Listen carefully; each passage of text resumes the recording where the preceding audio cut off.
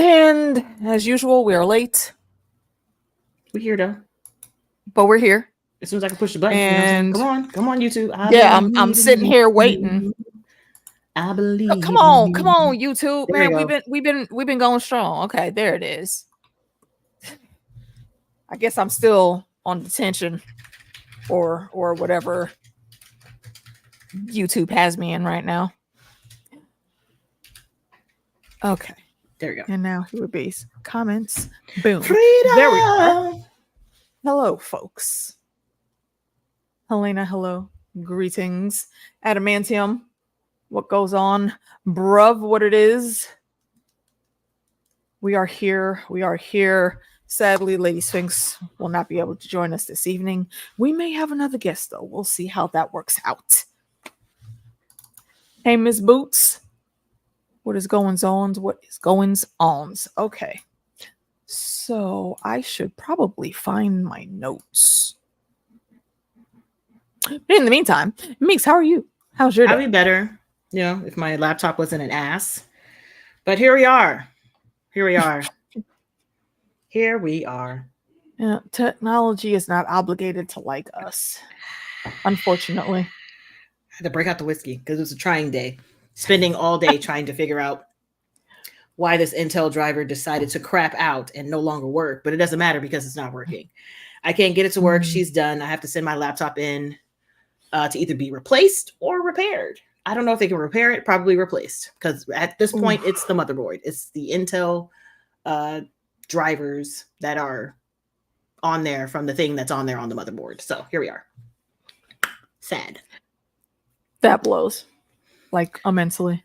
But you have to rework all of your settings. I don't really care about the settings. It's just the fact that I can't edit at work anymore. Yep. Because I need a secondary monitor to plug it up to. Yeah, that super stinks. Yep. So, I sorry. Somewhat. What do you say? I said, Justin, sorry. I automatically went to Justin that's in the chat, but yeah, I forgot. That's there's two of them. There's two of them out here. Yeah, so I'm like, I told him, I was like, hey, listen. I mean, well, he has been seeming like he could do some more. So yeah, but the thing is, these I do need a fast turnaround. They need like less than 7 or 8 hours turnaround. So like Agatha, she gonna have to turn her. Yeah, we might.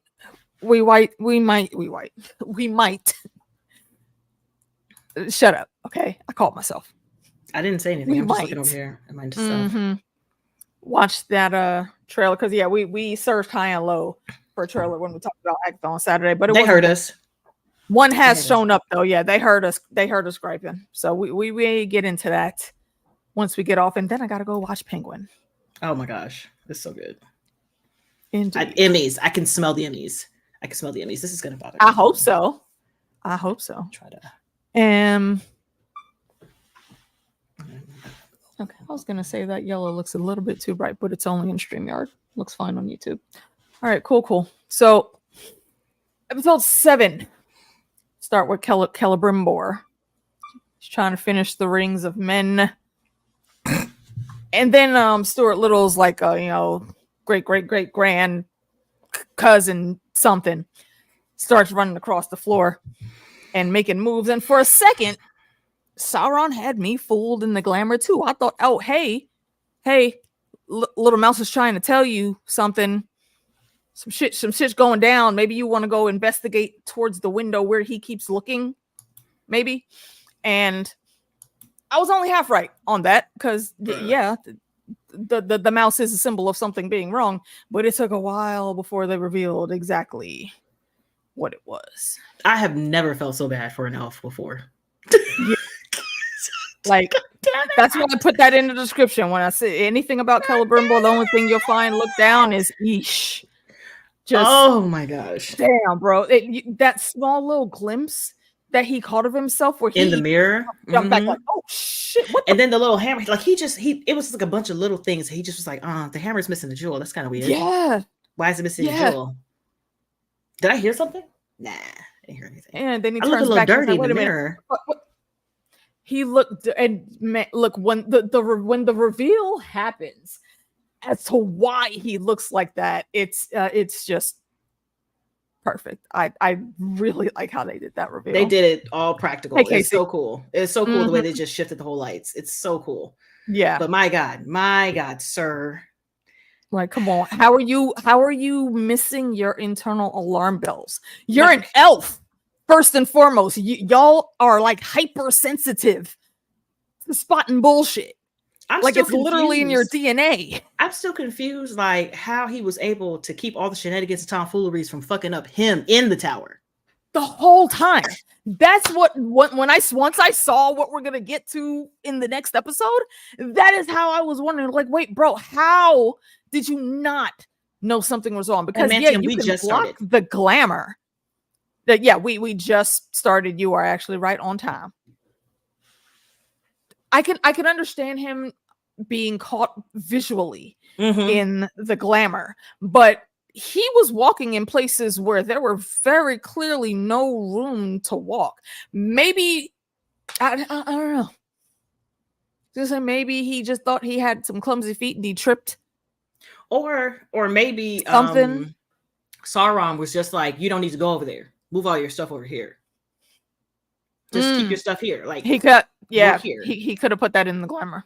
Indeed. But I'm just like, my God, the way this man feels so wild, bro. Sauron is trash. Oh, he looks so good though, but he's trash. I don't even think that's a strong enough word. No, it's not. No, it's not. Like, knowing what happens to him at the end of like Lord of the Rings trilogy, like, it's not enough at all. I'm no longer satisfied. It's not enough. What happens to this man is not enough. he needed to suffer more. He did more. Like, I don't know. You know what? If ever there was a reason to enact Prometheus level punishment, this would be it. Strap his ass to the fucking mountain for all of the ages of man and whatever else to come, getting fucked up by the eagles every day for the rest of eternity.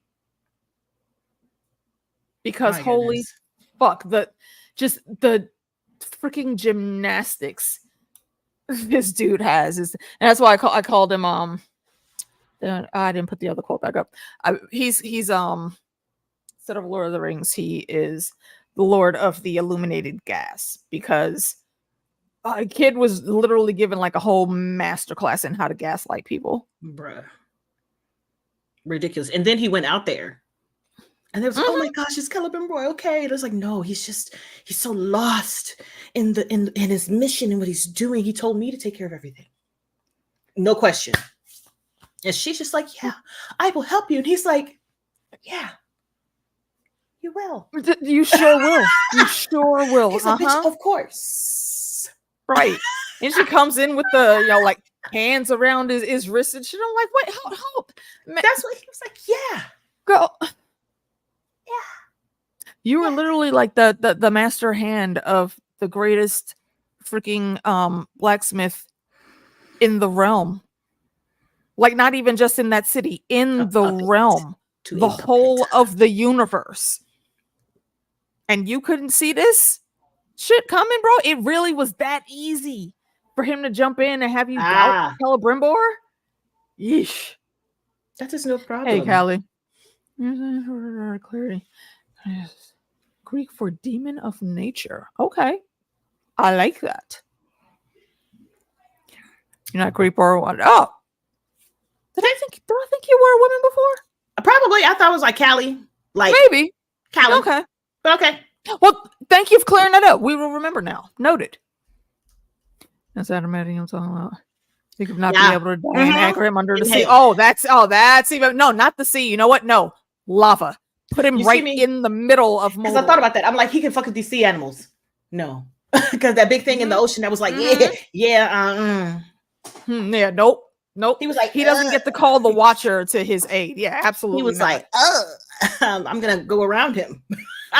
He was like, I sense it, and I know I need to avoid it. Going around. Yeah, actually, I forgot about that part. Think about that, and that was a huge monstrosity swimming around. And he looked him dead in his eye and was like, you know what? Nah, bruh. I forgot I needed to go pick up some stuff before I went back to the cave. Somebody for called the me wife and a over little here. demon Sharon. I'm gonna come Back there. check y'all up later. Thanks Who's for the there? boat and bringing that. I appreciate them snacks. But You know what I'm saying? you got All free snacks. passes, bro. You know what? I'm gonna tell the other homies not to even come over here because it's Yum. done. You're good. I got you. Snacks. All of is this great. while he's like running the fuck away from him. Appreciate what's being it. said. Thank you so very much. No, thank you. No, thank you. Yeah, no, It's he just gets to such spend trash. eternity chained to all of the lava flow under Mordor. I was just surprised that that all the other elves were so quickly, they were so ready to like disregard Celebrimbor. Like it was like that. And I don't know if I'd be able to do that. Also, it also makes me think that when he did go out there that first time and Sauron had to hurry up and put the glamour up, I think he also masked Celebrimbor from anybody else being able to see him. Mm-hmm. He would have to, because listen, don't let me look up and we getting attacked. I'd be like, hey! Hey! Like he out here on the balcony just sipping his fucking, hey! I'm hollering at you.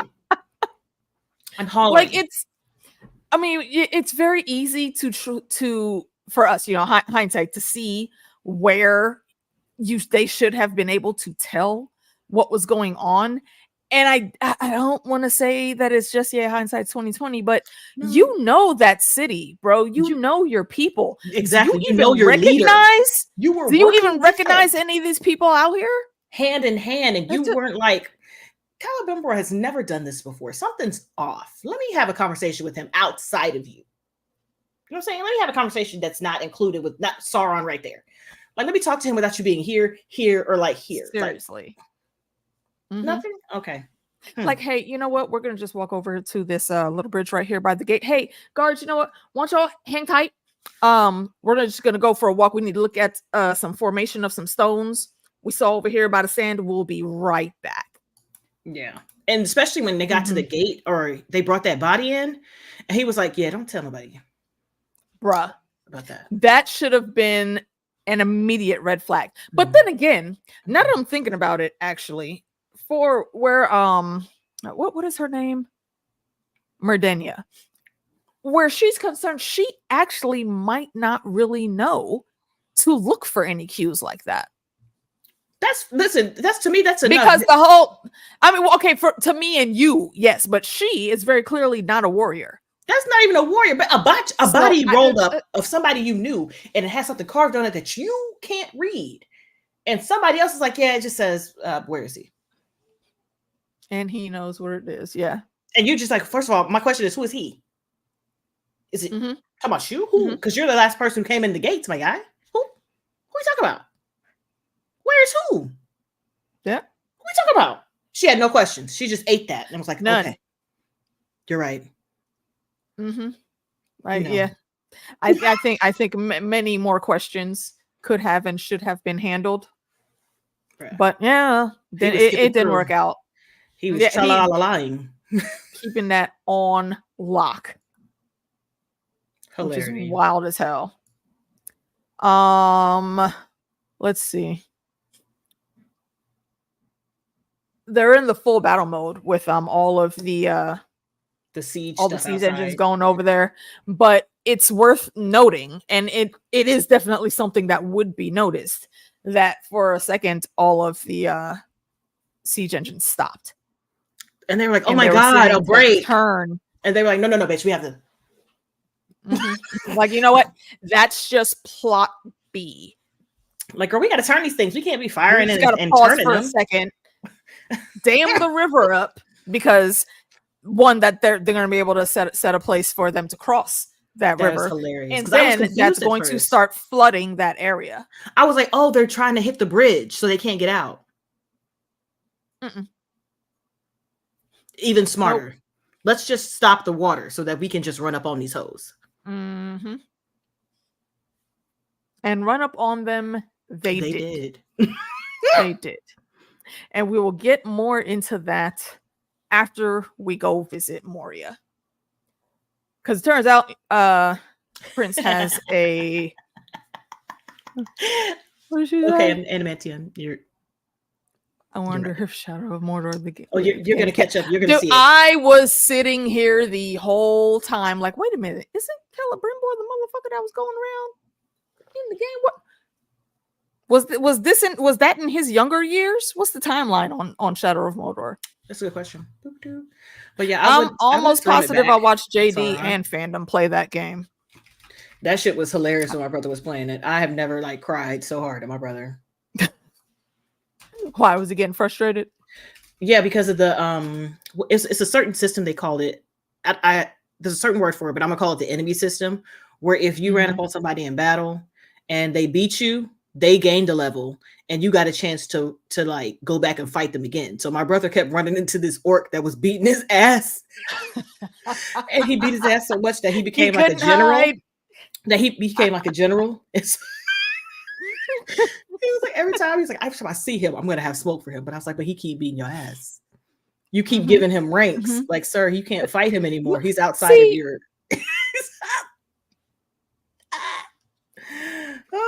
You're not wrong. But they keep going down. They're gonna make a point. And I'm like, listen, I would let Sauron do things, but I'm not having any feelings. I'm not catching feelings. Okay, I'm not catching feelings. I refuse. Yeah, that started. But Elrond is here asking for help. And what the hell did Durin call him? Real quick, it says Shadow of Mordor occurs in the 60-year gap between The Hobbit and The Fellowship. Huh.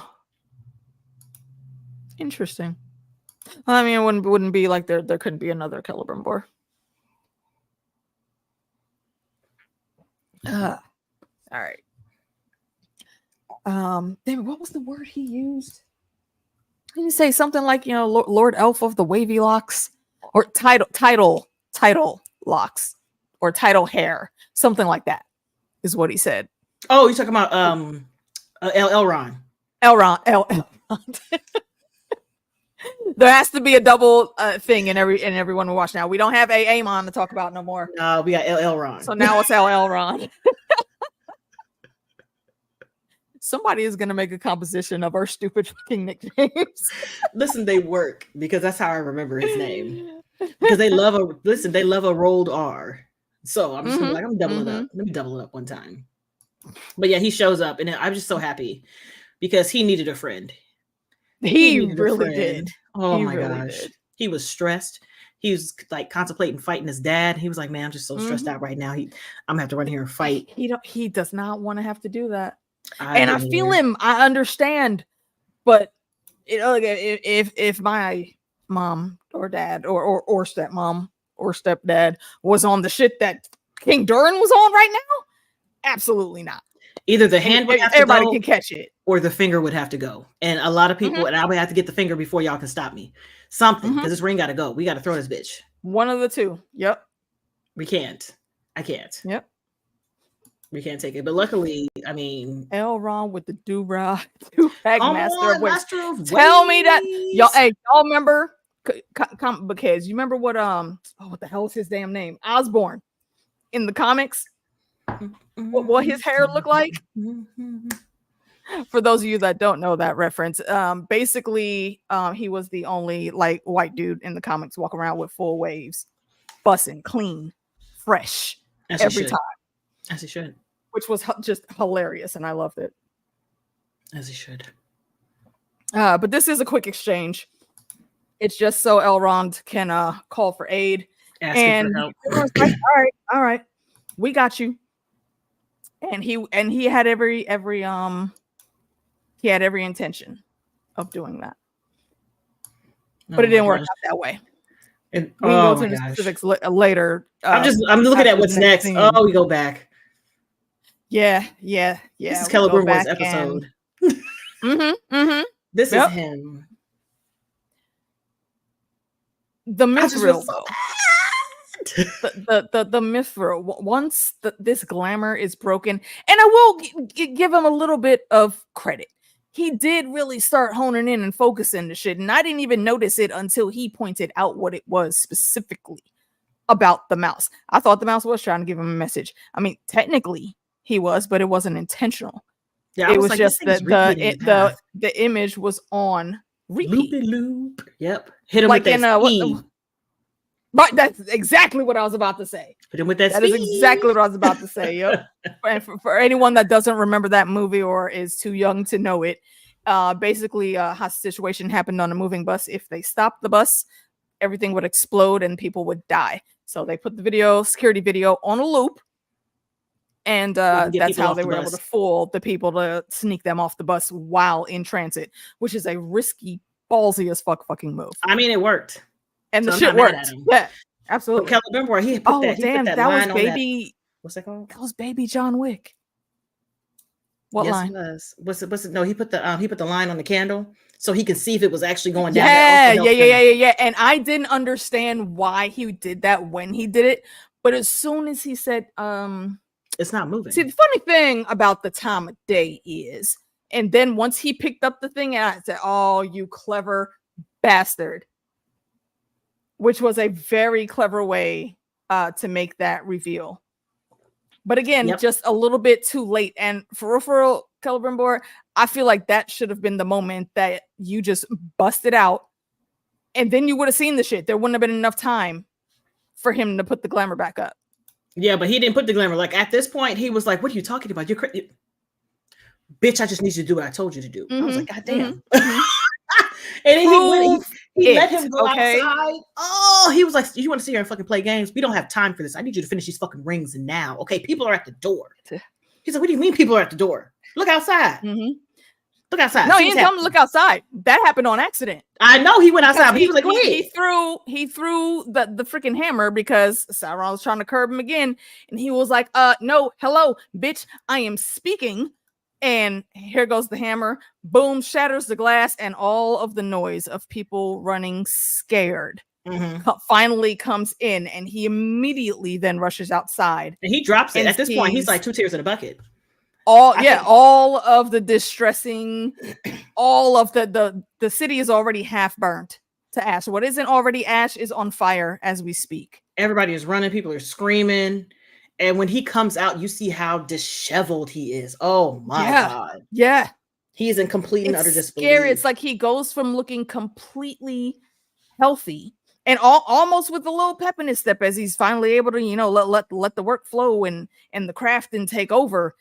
But then immediately when he gets that cold ice reality check, and oof, I think it literally broke his mind down just that much more, because he goes to try and find his right hand, and by the time he gets to her, he's just an old raving lunatic. Well, you missed the part where in the room when he goes back in there and has this little minty. Yeah. When there's no mithril. It was just Sauron's blood. It was his blood. It was a glamour. Also, another glamour the whole time. And when we pan around and we look at the forge, that's what I'm saying. Like, sir, how was you forging when the what were you even using to heat the metal, to form the metal? Where his forge was, there was literal debris. And I'm not talking just a little bit of dust or some broken glass. No, half of the fucking building was caved in on that side. Callie says, like, that shit was wounded from the shrapnel. Absolutely. Yeah. And he couldn't even tell he was bleeding. He looked in the mirror and you saw like all of the soot and ash on his face, and he jumps back, and then he's like, what the fuck? Like, dude, like that scream. And that is something that would break your mind. That scream, yeah. Mm-hmm. Yeah. This is another award-winning episode. Like, somebody got to win something. Come on. Yep. Absolutely. You know what? I wonder if homie that did the trap version of Agatha's song is watching Rings. I'm gonna have to message him. I'm gonna message him on Twitter. See what he up to. Cause if anybody needs a damn villain theme song now, it's this little asshole here. Like, bruh. And he was like, I know you freaking out. I see you. And he's just following him like, And he's like, how could you do all this? How could I? What? I didn't do anything. You did to be here. What if you had worked on the things where you needed to work on the things, we wouldn't be in the situation that we're in. I was trying to girl? help. I You should wanted have been to better. elevate you to Be a higher better. level. You said you wanted my knowledge, my assistance. And I gave you that, and you shunned me. And I because did you tried that, to do it and yourself. now We could have worked clutching my together. pearls. What did Melania Trump say? Be better. Better best. Better best, bitch. And I want and don't take us joking around as we're just completely like dogpiling on Celebrimbor. Oh no. We just know that Sauron was out here playing with him. Oh yeah. Does he deserve some fleck? Yeah, absolutely. Oh because and that again, this is why Devil's Advocate, one of the reasons why I love that ending so much, it's because even though they held off the Antichrist being formed right then and there, he knows that all he has to do to get back in is appeal to Keanu's vanity. Appeal to that, and that automatically opens a new road. And that is the same mentality that Sauron used to break this dude down. All day, every day. He was just playing with this dude. And then he goes out there and tries to find what's your face girl. And she's like, oh my God, Celebrimbor, he's crazy. Right. Right. He's shit like, and the soldiers are also like still fully on his side. And by the time Sauron gets over there, they're ready to seize him, and they don't even need to be given the order by Sauron to do so. And he's rambling, and he's telling absolute truth, but it sounds insane. It sounds absolutely insane. And the worst part about this is when Sauron got that part, Miss Boots, you're right. The face he gave him when he was like, "Look, you should cut his hand." He's Sauron. Look at his hand. He was just like, it was the most like bitch, he crazy face, right? And he's sitting there looking around. He's looking at the chick, looking at the soldiers, and he knows all he has to do is have this worried look. Hold on, I was playing around and I froze it. Hold on, because I just listened. Hold on, right? Because and this is why the Deceiver is one of his titles. Look at his face. Is good. Look at this man's face. Look at this face. Just that. My dear friend. He's my dearest brother in Christ, how you wound me. He crazy. Y'all hear this? Y'all hear this? You're like, crazy. Man's is nuts. Look at this. He's all like, oh, woe is me. I wanted to hide this from everyone. I didn't want you all to see him this way. Oh my God. He was like, oh my God, y'all, he's crazy. Bruh. I love it so much. It's my favorite. Right, thing. Exactly. Gaslight King. He is Sauron, Lord of the Illuminating Gas. Yes. And so when What's Your Face walks up to Celebrimbor, it was like, we need to take you back to the thing. And he just rips his hands from her. The guard said that. The guard said that just before he came up. He's like, you were put up there so you didn't have to be harmed in any way, shape, or form. And now look, what did you do to yourself? Because I think he's just crazy and mutilating himself for whatever his reasons. It speaks to the skill. I don't want to give him props, but it does speak to the skill he has in bending people to his will. I mean, there's a reason why he was Morgoth's second in command. It's so funny because that girl reached up to him. He was like, let's take you back. And he wrenched his hand away. And Sauron was like, hey, little ass flew over the edge. I was like, girl, you thought that man loved you? No, man. Bro. I knew you weren't going to be a casualty. But that's just horrible when she died. Oh. Right at the end of an axe, which is horrible. And Sauron's face, he be cracking me up. He was like, nobody was looking at him. He straight yeeted her ass off the wall. And then he fixed his face. He is the king of I'm gonna fix my face. I'm gonna fix my face. You're not gonna see this, but I'm gonna fix my face. Like he had a smirk for just a hot second, and then it went right back to business mode. And then fixed. And did. So like I think right after that, didn't the elves show up? On the Yes. Gilgalad and Elrond come through. Mm-hmm. And the dude next to him that almost looked like Lee Pace in a brown wig, but not quite. Yeah, the look-alike. And they're all gung-ho and coming in for the charge. And I knew something was wrong. What ended up being the thing was not what I thought. I thought it was going to be like a hidden ambush from up top or something, because the whole time these guys, the elves, are charging at them. The orcs are just standing still and taunting them. And we know orc activities, and this is not what the fuck they do. If you want to fight, these are the motherfuckers that you could actually call first, no matter what. And I'm like, go ahead and bring her ass the fuck out, because her ass got. Go ahead and bring her ass the fuck out. But I would have kept going. I'm sorry. I'd have been like, oh my god, it's Galadriel. And this is the badass that Galadriel is. She straight up tells Elrond after that, you should have kept charging. You should have kept charging, for real. You know why? Because the bitch is about the bigger picture. Okay. She has never been about less. She was so confused as to why she was in here with him. Like, the goal is to beat his ass. And you stopped. She was looking at Elrond even before that. Because while he was charging, and you should have beat his ass. But she's still looking at him like, motherfucker, dude. What are you slowing down for? But, you know, anybody listening? Adar, and Adar knows that's exactly what was going to happen. Mm-hmm. That's why he did that. Because he wanted to have a little parlay of sorts. Adar used to be an elf. So he knows exactly how they're going to operate. He was like, yeah, let's get this parlay happening. He was like, why don't you just work together and get rid of Sauron? And the thing is, if they had, they would have beaten him. But because he's so gung-ho of attacking him right now in this spot. You know what it is? It's, what the fuck is that damn man's name? Who's, the motherfucker that was in love with Rhaegar?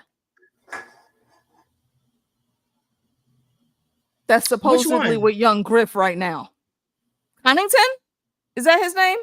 Girl. It's giving Connington with the battle during Robert's Rebellion when they got to the city, the Battle of the Bells, and they could have just shut every fucking thing down. And if it was Tywin Lannister that was there, that shit would have been shut down, and Robert would have been dead. Sideways. But because Connington wants, just like Edmure, wants a little bit of glory attached to his name, he chooses to waste time and go house to house to house looking for this motherfucker. And the funniest shit is, again, just random sidebar for Thrones, the motherfucker was hiding in a whorehouse.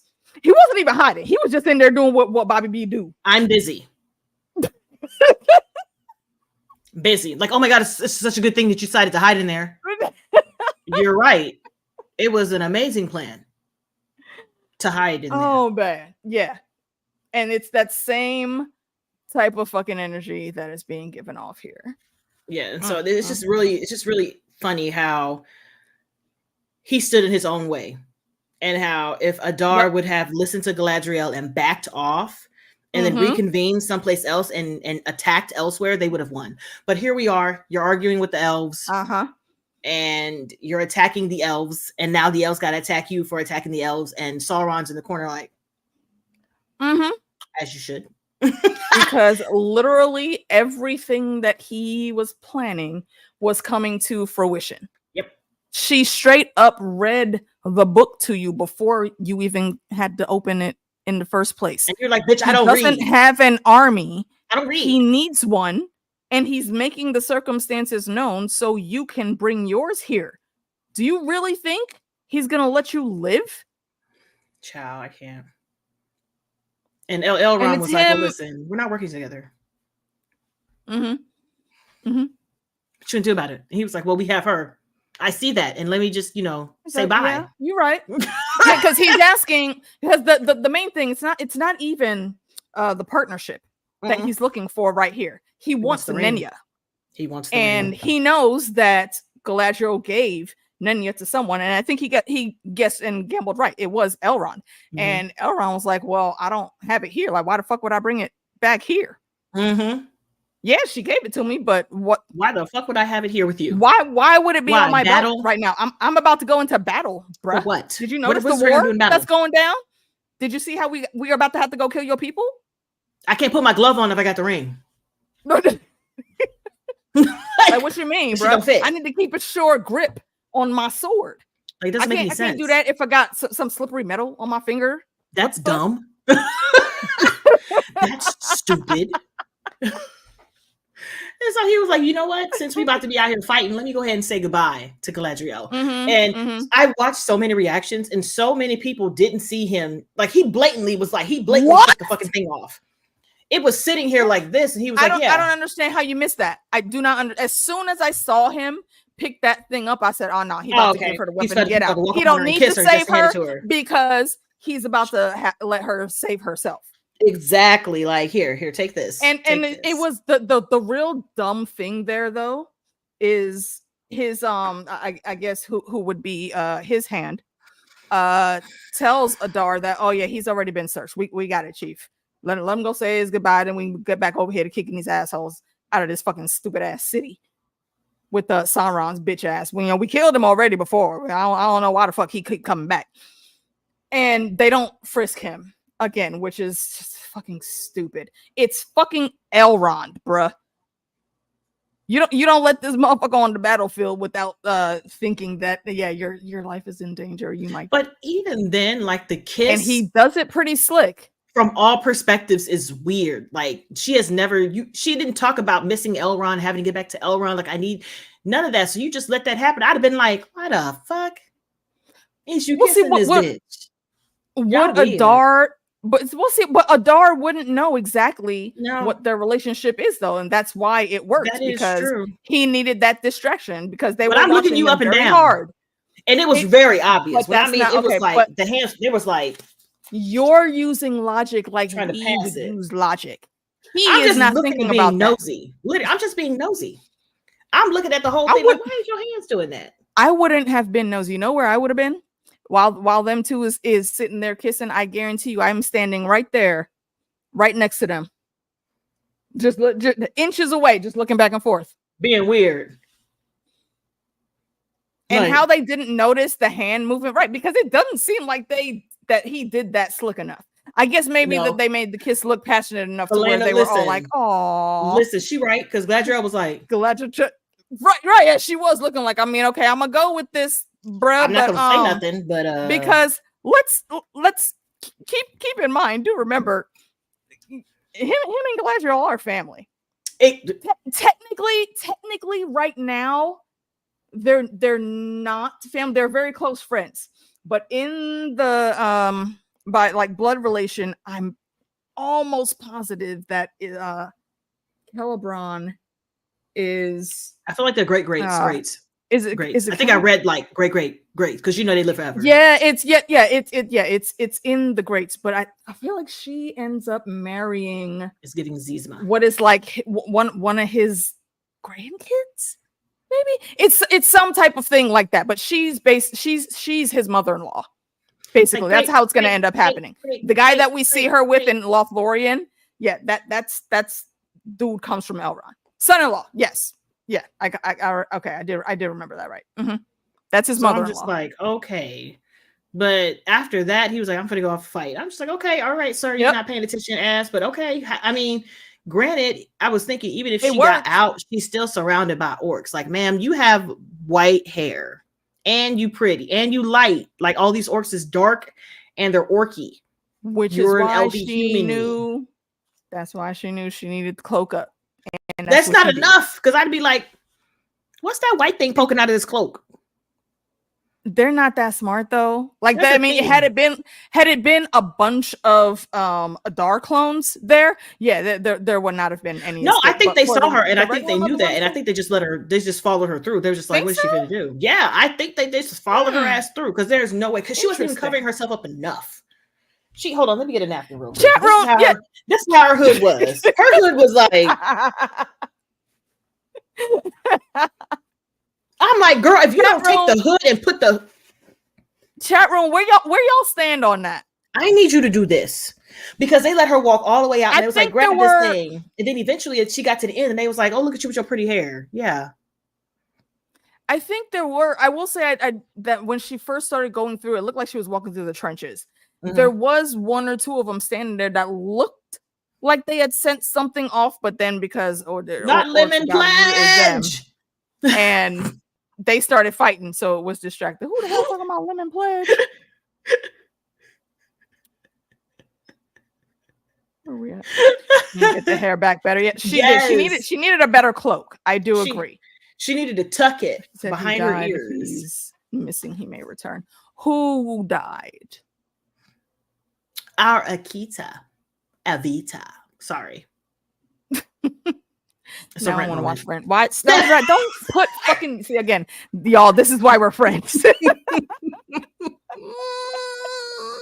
Literally, if I think of something, she's gonna say it first, or vice versa. And she, you know what? That I will give you. Yes, she definitely was way less muddy. And come on. Did y'all peep that? Like, finally, we have visual confirmation that yes, there's some orc bitches out here. Come on, we didn't know. Like your hair is so pretty, ho. The salt was strong. Okay, the spicy salt was flowing hard right there. Celebrimbor, yes, that's the name I was trying to remember. Thank you, Helena. Yeah, that is. They were fried for real. Related. I mean, yeah. I mean, it's been what, like 2-3 weeks, hard weeks of riding and fighting and whatnot. Yeah, she was a little rough. She was a little rough. But I mean, and then after the kiss, after all that, Elrond left and he's talking to his right hand. And he's like, I can't believe, like, just like, what are we doing? There's so many of them. How are we going to do this? And he was like, well, what they don't know, because they're talking in, was it Elvish? Don't ask me what the language is. Yes. I want to say it's Quen. I want to say specifically this dialect is Quenya, is what that's called. Because they were like, hey. JD, if you're still listening, fact check me. I have a pause up. It says in Sindarin. Sindarin? Okay. No, okay. Where's the Quenya? Yeah, it's Sindarin. Yeah. So that's the Sindar language. Yeah, because the dude was like, okay, so listen, great minds. You're going to rewatch. Yeah. The reason why I feel great about this and I'm okay with walking out of here and leave this because Durin is on the way. Prince Durin, he got my back. He's coming in the morning. So what you need to do is you need to go out there and you need to ride to them and you need to let him know that we need him so that y'all can come back in the morning and we can be together. He was like, bet, just leave right now. Bet. I mean, cool. I mean, basically these last 2 episodes, they are very reminiscent of both of the large battles. One with the 2 towers, and then once we get to Return of the King, that's what they were channeling. It was the same energy and some of the same words, even just written in a different order. You know, so basically Gandalf said, at dawn, look to the east, and he's saying, yo, the dwarves need some time to muster and get the armor and everybody formed and footed up, and then the march time in. By dawn, though, they come in, and I need you there so you can show them where we at. Exactly, bet. His friends was like, dude, cool. He was like, you know what? I got you, bro. I'm on the way. Stand by. I'm on the way. Help is on the way. Literally, help is on the way. Coming. Coming and going, help is on the way. And then we get this nice, like, this is such a good speech by Durin. It's such a good speech. I was yelling. It really is, bro. I was yelling. I'm like, you better get these motherfuckers. You're like, come the fuck on, Durin. Had me over here on the couch like, how's that doing? I was hollering. I was like, oh, I had to put the bass behind it. Like, yes. Because he thought he was talking to a small group of people and he heard people outside cheering. He was like, no, he's literally talking like the whole fucking mountain is listening to this impassioned speech. I mean, and it makes sense because they're literally in an echo chamber. I mean, first of all, one thing that you can never say Durin is quiet. When the motherfucker especially got something to say, you gonna hear him. I'm saying, and that's a perfect cavern. The way it is for the echo chamber to come back, of course, you got to be singing. He called them motherfuckers. He called them motherfuckers to order, called them to arms, and everybody answered the call. This is what fucking call the banners on God mode is. That's what it's supposed to. That's what it's supposed to look like. Instead of call the banners, who's what, why, which banners? I don't want to go there. It's like Game of Thrones. So people be like, Look, no, it don't matter. Just go. Oh wait, we need to go. Where are we going? No. You know what? It don't even matter. Let me go get my axe. I gotta put my banner up. Who we calling? Who's calling? What? I put my banner up. Like, I don't know who. So I'm sorry. Like, you want to talk to me? Are you sure? Because like they didn't even invite me to the Woodland party last year, and I'm not feeling that energy in my life. I don't think we need to answer that call. Like, do you know these motherfuckers don't? Right. They don't even know where the hell they going. They just know, oh wait, hold on, we need to go talk some shit to some people and fuck them up because they doubt nothing. They think we weak. Nah, bruh. Hold on, let me go get my armor and the sword and all that stuff. All right, cool, bet. But then I think after right, this, and like, and that's exactly what Durin said. Yeah. Like the battle for them, like the elves actually enter the battle, right? Yes. After this point. Elrond, and doesn't Elrond's horse listen, Elrond's horse was tired of the shenanigans. I have never seen a horse jump up and back kick. I want to know if that's actually literally have in my notes, shout out to Elrond's trusty steed, because this motherfucker also came to fucking work. And what I'm gonna say is, from that horse's moxie right there, I'm gonna say that's probably is like of the line of Shadowfax. If y'all don't know who that is, that was Gandalf's horse. And yeah, because he came out like, oh wait, hold on, you over here talking shit? Okay, you know, Elrond is stabbing somebody over here. Horsey just jumps up like boom, boom. Yeah, I got you, boss. Where we going next? Direction. But unfortunately, the orc got that horse. Listen, I was sad. Yeah, sadly. But like, you know what? After that horse was got, and it again, look, it gave me all of the Artax feels, and Elrond took care of that shit very expeditiously. Killed like 3 or 4 different ones over there, with the single-minded goal to go over to this motherfucker that had the nerve to cut his horsey down. And he was the goodest of boys. He did not deserve that shit. And I'm glad Elrond made you pay for that. Fuck you. Yeah, because I'm like, from here on out, it's like in and out of the fights. We get to see like where people are in this giant fight. So we have Elrond and I can't remember the king's name. Gil-galad. Thank you. I was like Galandir and the troops. I was making up shit. Who is Galandir? Galandir. Because that's what his name was going to be. His name's going to be Galandir. Galandir. Okay. No clue. Also, though, when we pan away from that, we run up on the homie during Galadriel's escape, and Galadriel was about to get caught right here. But then, next thing we know, we hear through the air. And she looks over, climbs out of the ditch. She's about to be home free. She was like, and it's our homie, Alandir, sitting here like, literally. She was like, "Who's at the? Hey, you know what, bruh? Okay, I'm cool. You good? Because I gotta go over here and see this motherfucker about my baby." Yeah, he was like, "Listen, I mean, I'm like, don't waste your life." Ain't nobody over there. He was like, "It's already done. What life? It's already out. Like my bitch is dead." He took my Bronwyn. Push me to the edge, like. I've got nothing else. He took my Bronwyn. I don't. What you mean life? I don't. Theo was in charge. Anymore. Like he's a grown man now. I have nothing to raise. I'm out. What's going on, Jake? I'm going home. And yes, too. Look, Beric is also the goodest of boys. Listen. And I'm gonna talk. We gonna have a little highlight for Beric too, because Beric is always with the shits. He was in there talking shit to that little bitch ass. The fuck is his name? Kemar, whatever the fuck he is. We'll get to him when we get to him. As far as I can say. Listen, Arondir was like, I'm going up a yonder. No, we're not gonna besmirch Kermit's good name like that. Listen. Kermit is way better than that dude. Trash. All right, so yeah, she talks Alandir down. They head off so they can try to come in and touch base with Elrond and the rest of the crew. And let's see. This is such a fun fight. To Moria. It was, and I love that they I don't think they lingered or went past anything too quickly. With every scene change, it gave us just enough to move back on, heighten the tension a little bit more. Boom. Next scene. Here's the update. Y'all good? Okay. Next scene. Let's jump back over here. You know, meanwhile, across town. Come on. And I love that. I really liked how they did the transitions this episode. Like, so we're back at Moria, and we see that first of all, you know, for the intro for this though is back from the last time we were in here when we got that awesome ass speech that had me wanting to go unbox my battle axe. Yeah, yes, I do have a battle axe. And sit here just marching, waiting on the couch until I hear the horns blown and I can go to battle. Daddy, Durin the Third, decided after hearing his son's boisterous voice talking about we not what we're not about to be doing anymore is the fuck shit my dad's doing with that ring, but we gotta go fight this enemy real quick first before we come back here and do some housekeeping. Mans gets up with his axe, goes down to the cavern so he can finish breaking through to Question. the Mithril mine. Let's pause there for a second. Nobody stopped this man with an axe. There was one motherfucking guard there. Just I didn't one. say like I don't mean like stop him. Like what are you doing? Nobody stopped him. Like what were the orders? Because by that time, like is that the king with an axe? The prince had fully and firmly taken control by that time.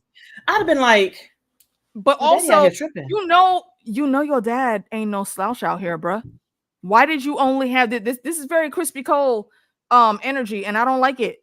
Why did y'all only have this one motherfucker that obviously is not going to go against the word of the king if mans decide to get up out of the throne room and take his axe to go hit a wall with it? It's just like a slow, like, just where was the damn top flight security when you need him? Okay, top flight security was watching him walk around with his axe, like.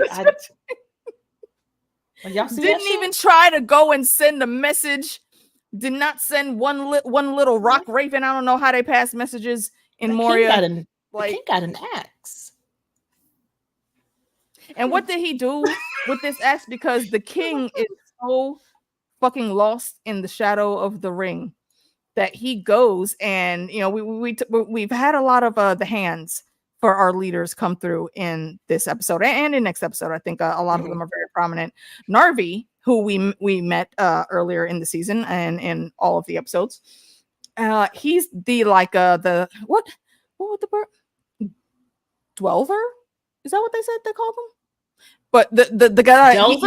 He heads Delver maybe, but he basically heads like the main crew of the dwarves that are going to go through with the breaking through the tunnels, the diggerization and whatnots. Yeah, that's part of being hand. That's one of Narvi's jobs. And the king goes and cuts down everybody in that troop, and Narvi is the only one that was able to get out of there alive and hurry up to get back to Durin the prince before he set out what is going on.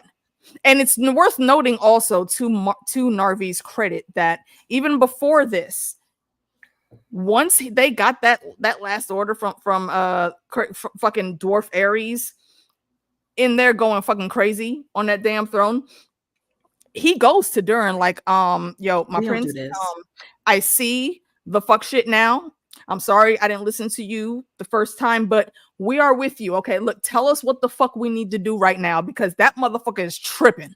And here Narvi, again, the only one that was able to survive and get the message out and got back there. Disa was already at her post because Disa gonna be doing them Disa activities. Well, but she was back there and he was like, what about Disa? She was back there. And he was like, listen, all I can tell you, she told me to run. She told me to deliver this message. She's the one that's tripping with an axe. He's tripping with an axe. You got to get your dad. Get him. And he was like fully armed. He was getting ready to leave. Could you imagine? Because the army was already gone. He had sent them on the way. They were already on the road. And he was like, yo, you need to call them back now. Because if you don't, and then you leave too, we might not fucking be here when you get back. Because he now believes him. He knows that there is a very ancient, very powerful evil that's about to wake up if y'all keep drilling this fucking hit. Hence the second part of my title for this stream is who the rassclaat making so much noise in me mountain. Quote the Balrog or something to that effect. And when we get there, listen, I'm like, bruh. He's in there and talking his shit still under the spell. And it's like, come here, my son. Come here. Come on. Let me show you. No, this is you're skipping like the end of the episode. There was a little bit before that. We still have to go back to the freaking Celebrimbor. We gotta go back. We gotta cut back. Snatched up and running into Galadriel and being like, girl. Yeah. So yeah, after he gives the order, after Narvi comes through, calls for the cavalry.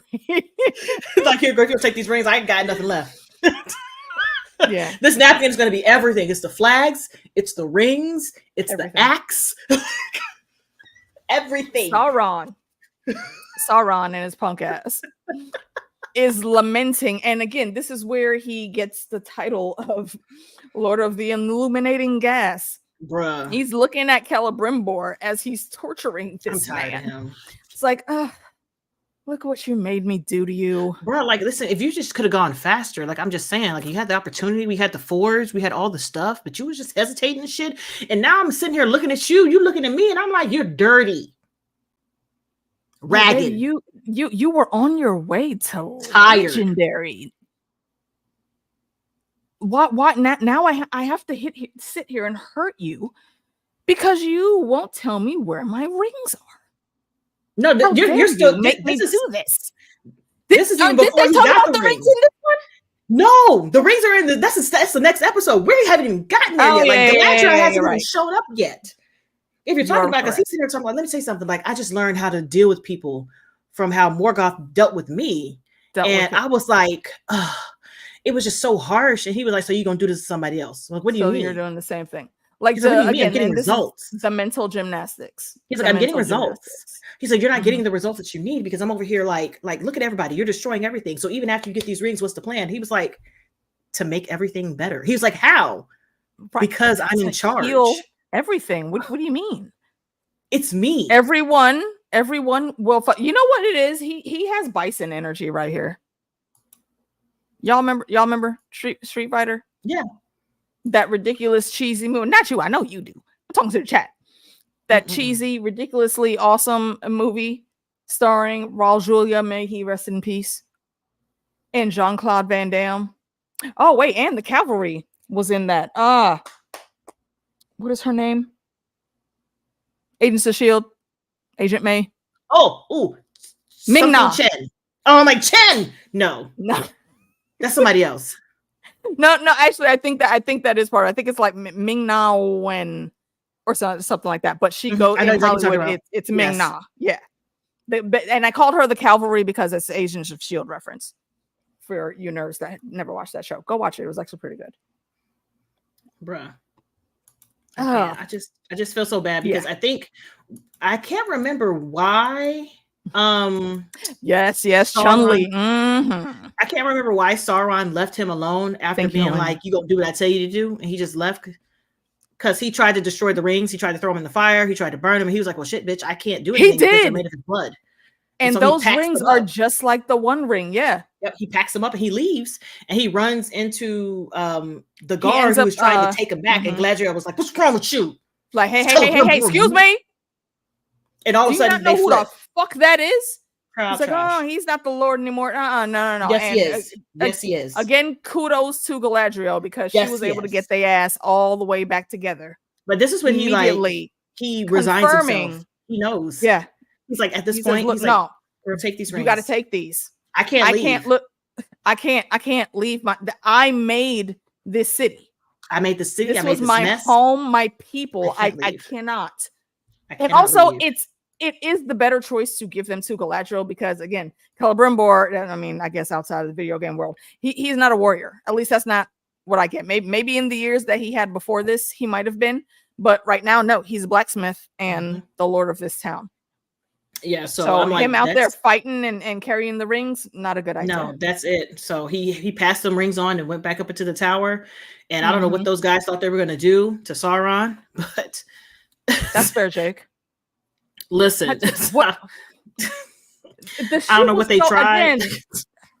No, see, I mean, I know everybody is out there fighting, but like you couldn't have got a couple more dudes. Actually, you know what? No, it's not even down to that because in my notes, the thing that I said immediately is, why are y'all wasting time talking? If you know anything about fandoms, this is how the villain always gets tripped up because they start monologuing. Celebrimbor, you have these men, he's surrounded. Whoever strikes first, stab him in the throat. It doesn't even matter because the thing is, what are y'all what do you talk? What do you talking? It doesn't even matter at this point. It's fucking Sauron. I was like, this man sat here and gaslit you to destroying your whole entire village. Like, what? There's nothing he had you accidentally throw a bitch off a roof. Look, what are you going to do? That's the force power. Like, I don't know what you had to cut your thumb off. You are a master forge. Like there's at no point in time do you relinquish your god mode stats. Like when you're playing a video game, for y'all that don't understand why I'm saying god mode, basically like one of the highest forms of extra oomph you can get in a fight is racking up enough points and hits to click that B button and then go full on god mode and you're invincible for like 30 seconds or something like that. I'm just like, at this point, like they should have known better. As a matter of fact, it would have been better for him to run with the guards just as a distraction, because he's gonna follow that motherfucker. He was coming at Celebrimbor. He was coming. Yeah, he was coming. That's fair. Leave the clues to make sure he went that way. Exactly, and be like, just run, because he's gonna come after you because he needs you for them rings. Yeah, and he wouldn't even have thought about Galadriel at all. I'm just like, but the fact that y'all went back in there and tried to surround him and fight him, y'all stupid. Yeah. You're dumb. That did not work out for anyone. And that's why you got snatched the fuck up. And that's the last time we saw Celebrimbor in this episode, because he got snatched the fuck up. Yep. The fuck up. Yeah, but we go back to the fight, and it's the big. Now we're going back. The whole entire thing is the troll. That troll came up. And I knew it was going to be a troll, because the minute they're looking over there and he was like, they're making a path. He's starting to get worried. Now, first, homeboy's starting to get worried. His hand comes up like, yo, Daddy Adar, they kind of fucking us up. That like we have the wall trying to be breached, and this is the weakest part of the wall that they're at. And he's reporting that it's still like really strong, and I don't know if we can get it done before the sun comes up. And the fucking little asshole that was in here for the parlay, like he's actually fucking people up, and it's more of, are people dying? So I don't know, like everybody's tired, like we want to fight, but what are we doing? I don't think what's the plan? We could do that. We're kind of like, you know what? Yeah, and he looks very worried, and Adar says, let him loose. And homeboy looks at him like, just let him loose. He's gonna kill us too. Y'all need to move.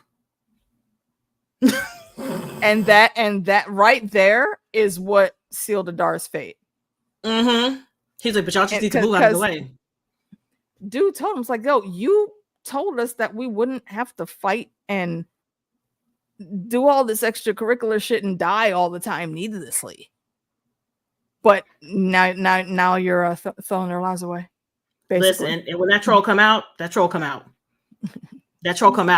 He's stopping on everybody. Everybody catching it. Everybody catching the feet, they're catching the hands.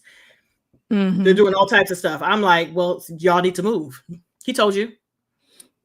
He told you. I like that. It would have been gruesome, but it's some Sauron shit to do. Well, I mean, he's a pincushion in the next episode. Yeah. So you're right. He kind of halfway getting there. Lady Chantal Wagwan brethren. But we did get to see them take down the troll. Taking down the troll was pretty cool. But I liked the whole sequence with the troll, because he came out flexing, just stepping all on motherfuckers, and like picking up orcs and snatching up orcs block. And people, using them as a snack at different points. Like, bro, they're not popcorn. No, they are today. Yeah.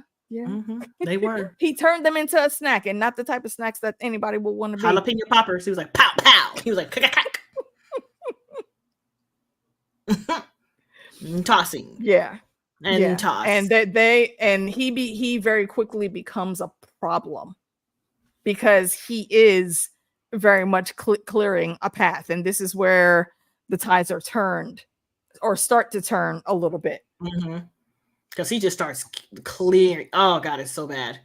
It's so bad. Clearing so many people, and he made it to the wall, and then he used the ram, or the ram, and he was like ramming the ram.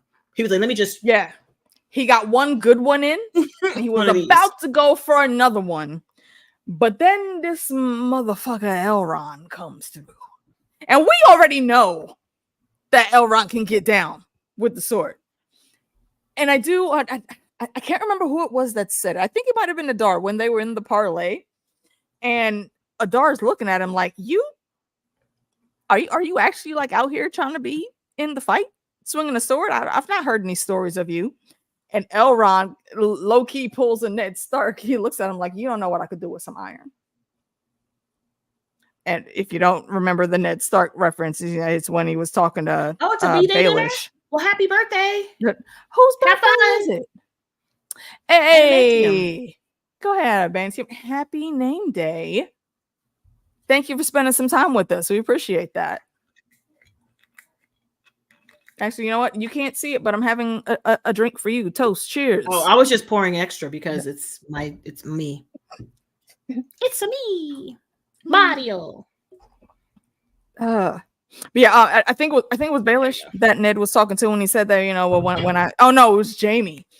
When I fight a man, I don't like him to know what I can do. That's why he doesn't fight in tourneys. That's sensual. Elrond, who ironically young Ned Stark, is sitting here like, bro, you don't know what I could do with a sword. Think that if you want to, but don't. I'm not sweating that. Miss me with that bullshit. He was like very disrespectfully, shut the fuck up. Very, very that. Okay. It's like, all right, Elrond. But he goes up and he cuts the rope off of the, what is it? Siege? Off of there's a certain word for batarang. I can't remember. It's I'm saying batarang, but I don't think that's the exact term. I don't think it is either. But I know what you're talking about. Yeah. It's meant to breach walls. So he gets the thing cut, so the troll can't go in and do it again. Like, so what does the troll do?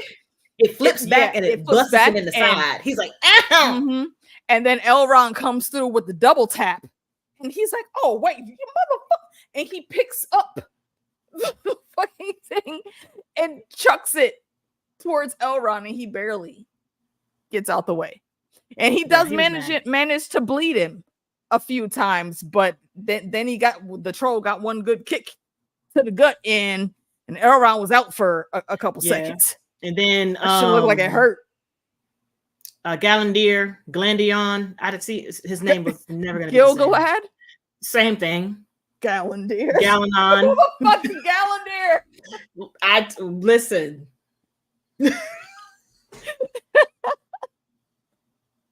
That's what it's gonna be. All right, it's never gonna be that. It's never gonna be his correct name.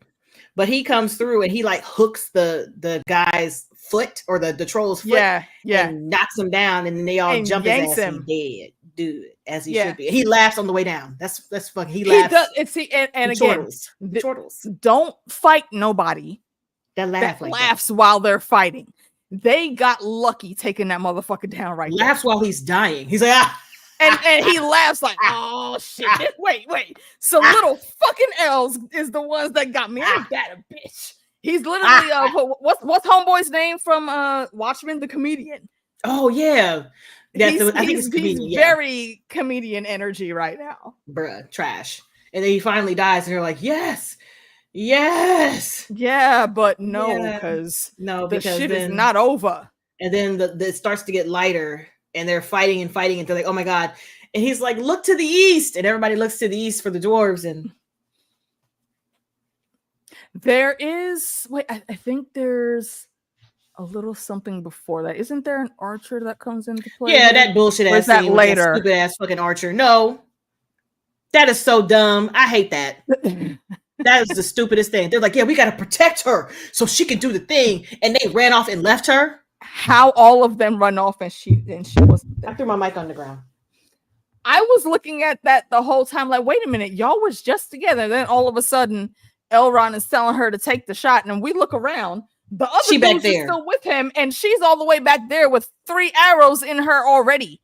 And these aren't no little simple tiny arrows. These are orc arrows. And she's like, I'm gonna do it. And she's sitting there. You didn't need that again, moment. this is another callback to the original series on film. She has her Boromir moment right here. She only had 1 arrow left, and she told him, "I will get the job done." And I'm glad she got the job done. She did it, but it was still a stupid gratuitous scene. Like, that didn't need to be all you had to do was keep the fuck up or not go too fast and leave her. Put her in the middle. What is wrong with y'all? Exactly. Why wasn't that the formation when y'all were running through this crowd? They was like, "Girl, hurry up." It didn't make sense to me. That was dumb. Bitch, move. Mm-hmm. And that was the end of that. And then she died anyways. Like, I was so irritated by that. Like, for real. the fuck. The absolute fuck. How does that shit happen? Again, top flight security fuck. of all worlds is fucking up in these battles. Yeah, but by this point, oh man, it's starting to get light and they're fighting, and Adar and the rest of them run up. And they're just waiting for these dwarves. And the guy that he sent to get the dwarves comes back and he's like, listen, they weren't there. And comes back half dead. Well, not half dead, but he's very wounded because he had to fight through the contingents of orcs that were waiting there just to hold the guard. And Durin and the army are not there. Why? Because Durin had to secure the home front first. And I don't blame him for that. That's exactly what should have happened. It makes no do that, you go help your friend. And maybe y'all are successful and you cut Sauron down there. But by the time you get home, everybody's going to be dead because the Balrog woke up. And you motherfuckers, just like Rhaenyra waking up Vermithor and not bringing no fucking snacks. He was hungry, and you had motherfuckers in here just being loud with snacks. Let's not play games. They woke up Vermithor with snacks. You know what? Point taken. It was just they had to be cooked first. He was like, "You gonna bring this over here? I had to cook my own food. This is trash." I am how many years in dragon years? The smoke already in there. I'm dragon years, and I gotta cook my own food. Come on, baby auntie. Like I'm literally almost 100 years older than you. What the fuck? This is bullshit. You supposed to respect your elders. This is bullshit, Mom. Ray. And for any new folks watching, I do see you guys, even though you're not commenting. I see y'all. We will always reference something to Game of Thrones. It just is a thing. If you don't like that, I'm sorry. Callie, that is hilarious. It won't change. It's Animantium Pizza's birthday, or they're celebrating their birthday with their birthday dance. But that shit is funny. You're right. Now we know why there are no melanated elves. You're correct. Yeah. I mean, bruh. I mean,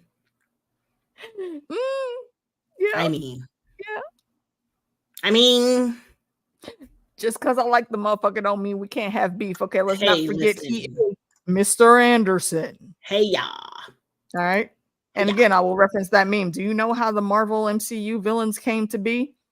They were elves once. Hey, yeah. So, and if that doesn't spark your memory, go Google what I just said and you'll find it immediately. So see what. And also, real quick, shout out to the homie, the Silver Sight. Go check out his channel. He's always talking some good stuff. What are you covering right now, Reggie? Is was it Penguin that you were on talking about last week? I don't remember. But in any case, I think his description is already down below. I don't remember. If it's not, Reggie, post your link. And mods, make sure to put that out there for the people, please. Appreciate y'all. But pretty much at this point, this is the end of the episode when Adar runs up on Elrond. And he's like, "Oh, bitch, look at you. You did have the ring. Thanks." And that's where it ends because they got trampled with no help from the dwarves. There were not enough of them to stop the orcs. Yeah, and they got ran through. This is where they absolutely get ran through because it just extra is what happens. Okay, wait. This is another note that I have. It as we end the episode here, it's very keen to note that Adar's hand is very upset with him.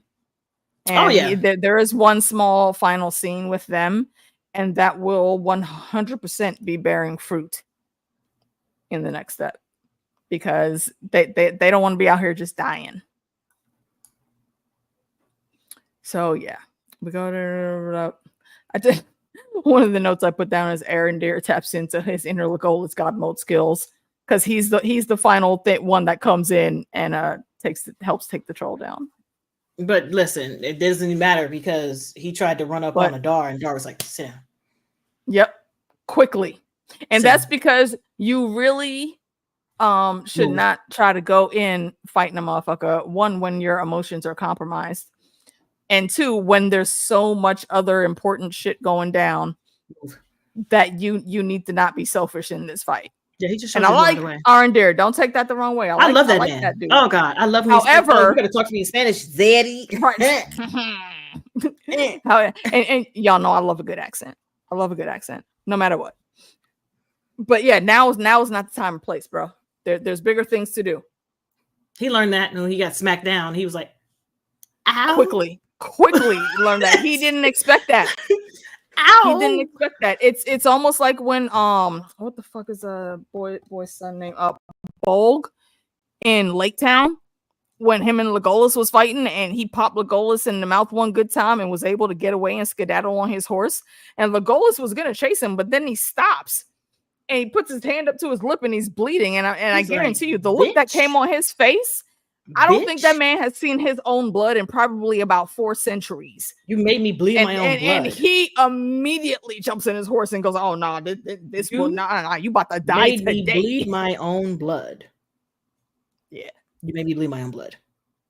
Okay, all right. And shout out to Legolas. He is one of my favorite characters in the story. Bet. All right, and that takes us into Ep 8 and the finale, as it seems. And we are back at the mountain. And of course, the inevitable happens. The king wakes the Balrog because he was an idiot. I mean, I feel like for as thin as was left right there, the Balrog was still sleeping. Maybe wait a good couple years or something if you're going to do that. But then, no. I mean, we do know they end up drilling in there. They do end up drilling after this, though. And we know that because if you remember when they were going through Moria, there were ladders and all types of things up and down where the mithril was. So that whatever happens with the Balrog in between right now of what we're seeing up to then, I'm not sure. But I do know they were able to mine that mithril for quite some time, I think, because that's how Bilbo got that shirt. Listen. So that Balrog looks so cool. The king wakes the Balrog. It really did. Cool. It really did. I just listen. I was trying to get a good screenshot of it, but it was just so blurry because I couldn't pause on a screen. Because once you freeze it, it never pauses in the right in the right frame. It's always like blur. But he looked so good. So he went out there and he was just bopping and he was like, "Look what I did. We made it. We made it." He was like, "Yeah, so now you can go back and tell people we got all this mithril and to then mine." There came. And then you saw this red glow and I was like, "Oh no." This red glow and then the sound that echoed. And then the whip that whopped. And then the whip came up just like Gandalf, snatched him on the ankle, pulled him a little bit. He didn't pull him all the way down, but he was just saying, "Who the fuck is this waking me up? You motherfucker." I mean, remember Aladdin when the cave opened up and the tiger comes up "Who dares disturb my slumber?" This Not shit me. right here. I'm going home. No. And he gets snatched up, and again, it takes too fucking long, Durin. People have been trying to tell you, and then the minute he sees that, and he's like, "Oh shit, well, wait, shit, bitch, take this off." My son might have some points. You know what I'm saying? Let me just go ahead and put this over here. Sure, this is inheritance. You are King Durin, and but it's like the perfect Nike jump. It was Nike, Air Jordan jump, and he names him King, and then he picks up his axe and he goes for broke. And kudos to him. You was fucking up. I thought he was gonna jump into his mouth because he's so little. You were fucking up. But no, we see that his aim was actually very true because we see the flaming sword, the weapons clash, they go crash together. Yep. So but I don't think he's gonna die, but I think he was probably able to get a couple hits in before he died. I think that's the only hit he got in before he died, because not only that, you jumping into a cavernous hole that you don't know where the bottom is. So at this point, not only that, it was also caving in. Yeah, around them as they fell. So and that's probably what's gonna put the Balrog back to sleep. Okay, and let's just go ahead and get the Hardfoots out the way because I don't want to. I don't want. Yeah, they're a very small portion of this. Hold on, let me scroll down to where they are. I call this it was like a steak, potatoes and green beans. I call this the green beans. Now I love green beans, but I didn't want to watch this. I didn't want to sit here and play with this. I do not love green beans. That is bananas. Green beans are delicious. But the best. The best. I am glad you enjoy them. I know. They made me happy. But this right here, I was just tired. Like, what's his name? Gandalf showed up because Gandalf is Gandalf. The wizard to be known as Gandalf. Gandalf is Gandalf. Gandalf showed up and was confused because he was looking for his friends. And then he saw confused. Now this guy, I'm thinking, isn't he Saruman? Or is that the Black Wizard? Isn't he Saruman? I don't think so. I honestly think that he might be one of the Lost Rouges. Because he's supposed to be working with Sauron anyways. That's why I just assumed. But he showed up and he was like, "Oh my gosh, I'm here, friend. I'm here to help you and your friends be friends and help your friends. What's going on?" And he was like, "Well, where are my friends?" Well, I saved them from these evil desert dwellers who came here. And the desert people were like, "Bitch, we were kings." Right, and they were sitting there right there on the side. Like, look, this is very Scar energy right here. Okay.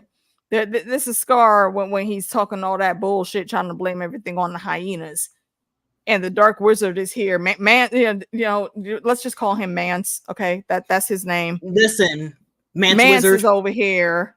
Yeah, Mance Wizard is over here trying to spit game, and everybody is like, and it's really not wearing it. Like literally everybody, including the people he came with, was like, right, like, hold on, bro, what you talking about, huh? And so when he pops off, it's like, "Oh, let me save your friends," and he kills one of the people he came with. They were like, "Fuck you, we're out." And he was like, "Look at me saving your friends," and they were like, "No, not Scamdolf." Mance the Scamdolf. Well, no, it's not Mance. No, I know you're talking about the stranger. I'm like, but that's hilarious. And yeah, I don't know if they'll give us confirmation on that.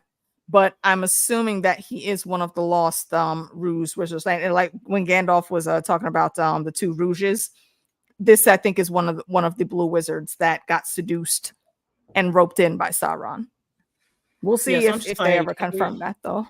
So they have a back and forth where he was like, "Well, now that you won't be my friends, and I don't want to be your friend, and you don't want to be my friend, so we're not friends." And he's like, everybody is still like, "Okay." And so he leaves in a huff and he throws all these rocks up into the air, and now everybody's got to scramble. I'm just like, okay. Yeah. And I mean, and Gandalf manages to catch a lot of them. So mostly everyone is able to escape that, and their home now is completely destroyed. So they have to go elsewhere. And this is basically how we get now. We only know the hobbits as one people in the main storyline that was covered in the previous movies, but now we know the backstory of why these guys were separated and whatnot, and I think that's just where their journey is going to go. Trash. Yep. So and eventually we'll see Brandy Buckworth and all that stuff. My second most hated part, Numenor. I'm gonna do this once.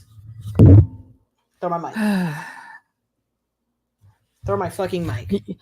You can go ahead and talk about Numelantis. I'm just so tired. Ew. So the Pharazôn gathers all these people with the help of my baby daddy's daughter, and they're like, "What's going on?" And she's like, "Well, I don't know. I was just told to call you here." I know. And so he comes in and he was like, "Well, we found out why the queen, the former queen, was able to bewitch this sea monster, right? To she's working with Sauron." And they were like, "How?" And the fucked up part about that, and just the most ignorant part of that, they never explain how he came to that conclusion.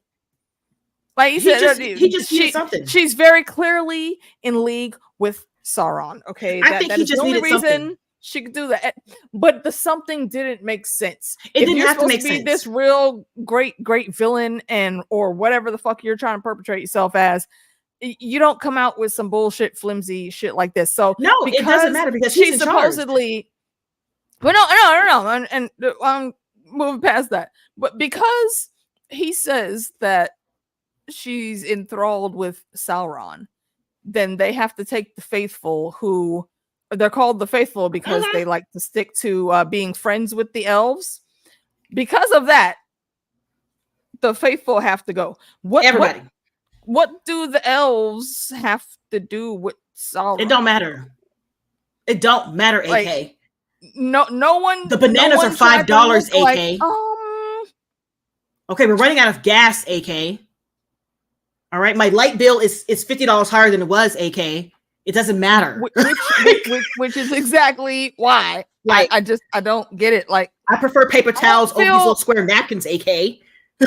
I wanted to think better of the Numenorians, but now I don't give a fuck. I hope the damn sea monster that was the judge in Muriel's trial just decides to call him and all his Kraken cousins, and they just come and jump y'all. Because at this point, I'm like, even the people who were at this point, like, you're going after everybody. Like, it doesn't make any sense for you to run through your own people like this.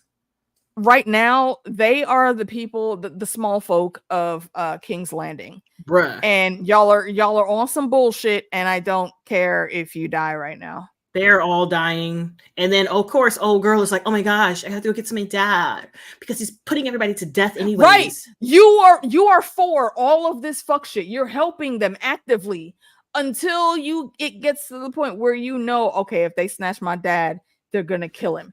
Let me go try and tiptoe out the door. And this is again another thing that I want to kick her in the throat for. You couldn't even sneak out properly. Everybody was looking at you. Everyone saw you.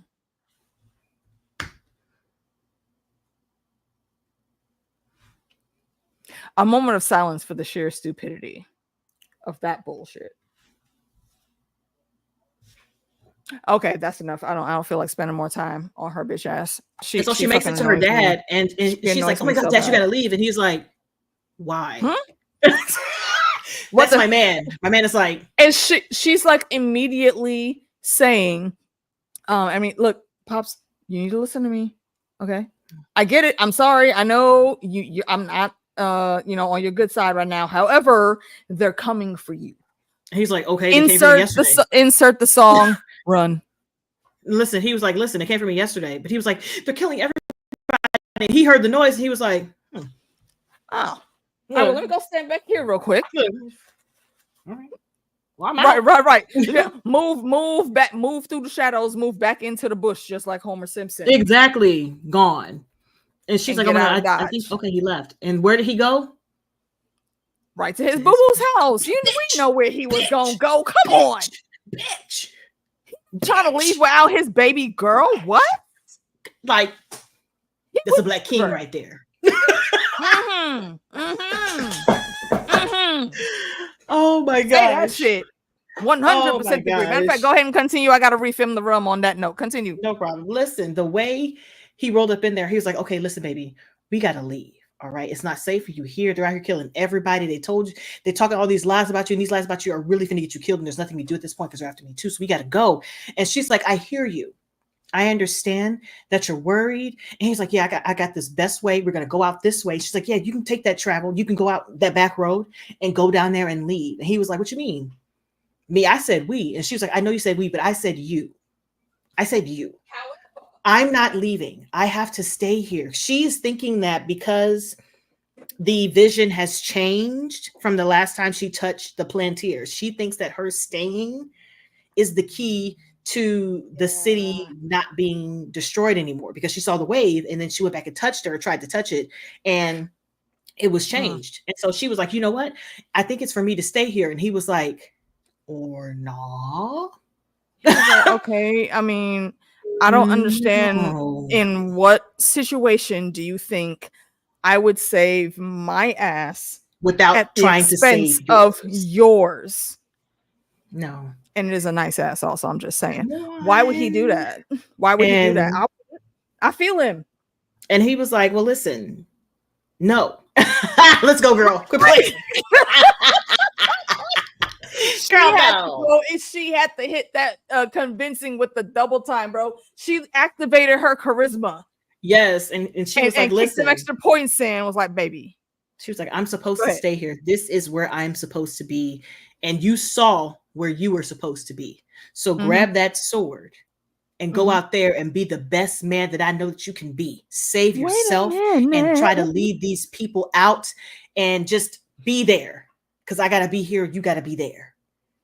But let's talk about the sword. Be there. This is this is it. This is and I'm so glad they did not disappoint me like House of the Dragon did with Dark Sister and Blackfire. They gave us the White Flame. Anduin, I believe, is its name. When we see it next, it will be in, on Elrond's camp, the Shards of Narsil. And then Elrond will commence to reforging that, and it goes from the White Flame to the Flame of the West. And it's a small thing probably to most folks, but y'all know me. I love these weapons in fantasy shows, and I was really happy they remembered to tie that in. I know nothing. Let me jump over here to the chat. So what do you mean you know nothing? You've watched all of the things. Yes, but I still don't know, like, between what I'm watching now and what I've watched. I'm still trying to connect the dots without trying to like spoil myself, because maybe one day, there's a lot of one days in this. I have to do my because next year's my 40th birthday, so I have to do my 40 things for 40. So I might put that on the list of like finishing one of the series or something like that. But I haven't read it in years. I still have yet to go back and do like a full reread. Yeah. So it'll be a thing. I just love that I very clearly recognize where that sword came from. And it's a great, fantastic callback. And you know what? Yeah, Cthulhu should just come and get Numenor, or Numelantis, as I will be calling it from now on. Have you guys ever played the game Dredge? It's like a computer game where you fish, and at the end, it's a Cthulhu-like monster that you have to make a deal with or like destroy. That's what I want to have happen to that city. Dredge. That's what I want. I want the waters to be haunted. I want to be like, oh my God, we need food. And you go on your boat and you try to fish and your boats get swallowed up. That's what I want. Or you can, I want you to pull out infested food. No. Not even infested food. No. I want the food to look delicious and juicy where it needs to be, crispy where it needs to be. The meat looks so tender and succulent with all of the savory glazes and sauces. And I want them to have the Barbossa effect. So they will fully feel the extreme hunger that is going through their bodies, and they won't be able to eat shit to quench it. It's a fun game. It's really fun. It's kind of like a horror fishing game, which is why I like it so much. Because I refuse to, like, in the first couple of levels, you can't fish at night because they chasing you. Not the fish. There's shit chasing you. I have not played that game, but now that you said that, I remember specifically there is a channel I watched the other day. I don't remember the name of the channel, but it dealt with having a fear of deep, dark waters. I think it's what is it? Thalassophobia. Yeah, I have thalassophobia. And yeah. I definitely do. Fuck that. Fuck it. Yeah. I mean, honestly, fuck the ocean, period. Okay. There's a reason we can't survive in there. I don't know if y'all noticed, but like water is like 75% of our channel, and we can't survive in that shit. But that's a random ass funny conspiracy theme that me and JD need to do a Mach 2 on. No, thank you. To get into that. But yeah, send all of these assholes back to the seaweed streets. Okay. Trash. I don't give a fuck about Numelantis. They are horrible. They can go. I want my people to their get cousins out. And I know my people. One person got out, and I know the other person is not getting out, and that makes me sad because they deserve to get out too. I would have left with my man. Get out. You know what my note is on that? My note is on that I'm very sorry that they are not going to be able to have beautiful babies together. Come on, I listen. Their children would be fucking phenomenal. He would have left me sticky in there. Like, I'm not playing. I mean, I'm not gonna lie and say I didn't think the exact same fucking thing, because you got to get it in at least once, bruh. Listen, they might kill her after you leave. Come on, my dude. Why not? Sticky, stinking, dirty. Is what it is. We will not apologize. Never. Yep. Never. That room would smell like ass. And I'm okay. Yep, we're good. We're fine. It's what was that Bernie Mac has said in the play class? Badussy. That is exactly what that room would smell like. Strong, odorous, hot. Because you want me to look at this. Look. Come on. The Numenorian fucking way, all right? Yes, Lord. I mean, the man he is an accomplished sea captain, yo. He knows the motion of the ocean. Come on. That's all we saying. I know, Helena. I want him to, but I just know it's not gonna happen. Dude. I know it's not gonna happen. From the histories that we know, that's not gonna happen. I mean, not even that. Just think about him seeing his last, like him touching the Plantier and seeing that. That's it for him in Numenor. That's it. Him riding off. I don't know. He sees him riding off. It doesn't necessarily mean that he doesn't go back and get her and then absconds before the flood comes. I don't know. It's wishful thinking. I recognize and realize that. I'm trying to have a little bit of hope, but we will see. I mean, either way, it honestly doesn't matter for the lineage of it all. I just really think that she deserves to be safe, and they both deserve to live the love that they have for each other. Because he did the way it was worded, I thought was also pretty cool. I don't remember the exact thing. He really what? Chantal. Hey, you better put them emojis up. See, damn it. StreamYard, catch up, damn it. Oh man, okay, wait. Let me look over to YouTube. Wait, what emojis are you seeing? Oh, you don't see them? No, I don't even see them on YouTube. What? It's explain the peach with the eggplant and a wave. Type. Yeah, I do not see that at all. I don't see it on the YouTube chat or in StreamYard. Somebody don't Does it need approving? No, it's already been approved. Yeah, we already approved that. Oh, fuck. It don't like you. Like, what you do to it? Oh, I don't appreciate it. I don't know. I told you, look, I'm still on punishment because them 2 weeks that I took off. All right, look, YouTube. Okay, I said I was sorry. All right. I had some shit going down. Okay. It don't like you at all. You rude. Okay, see, I see the squid.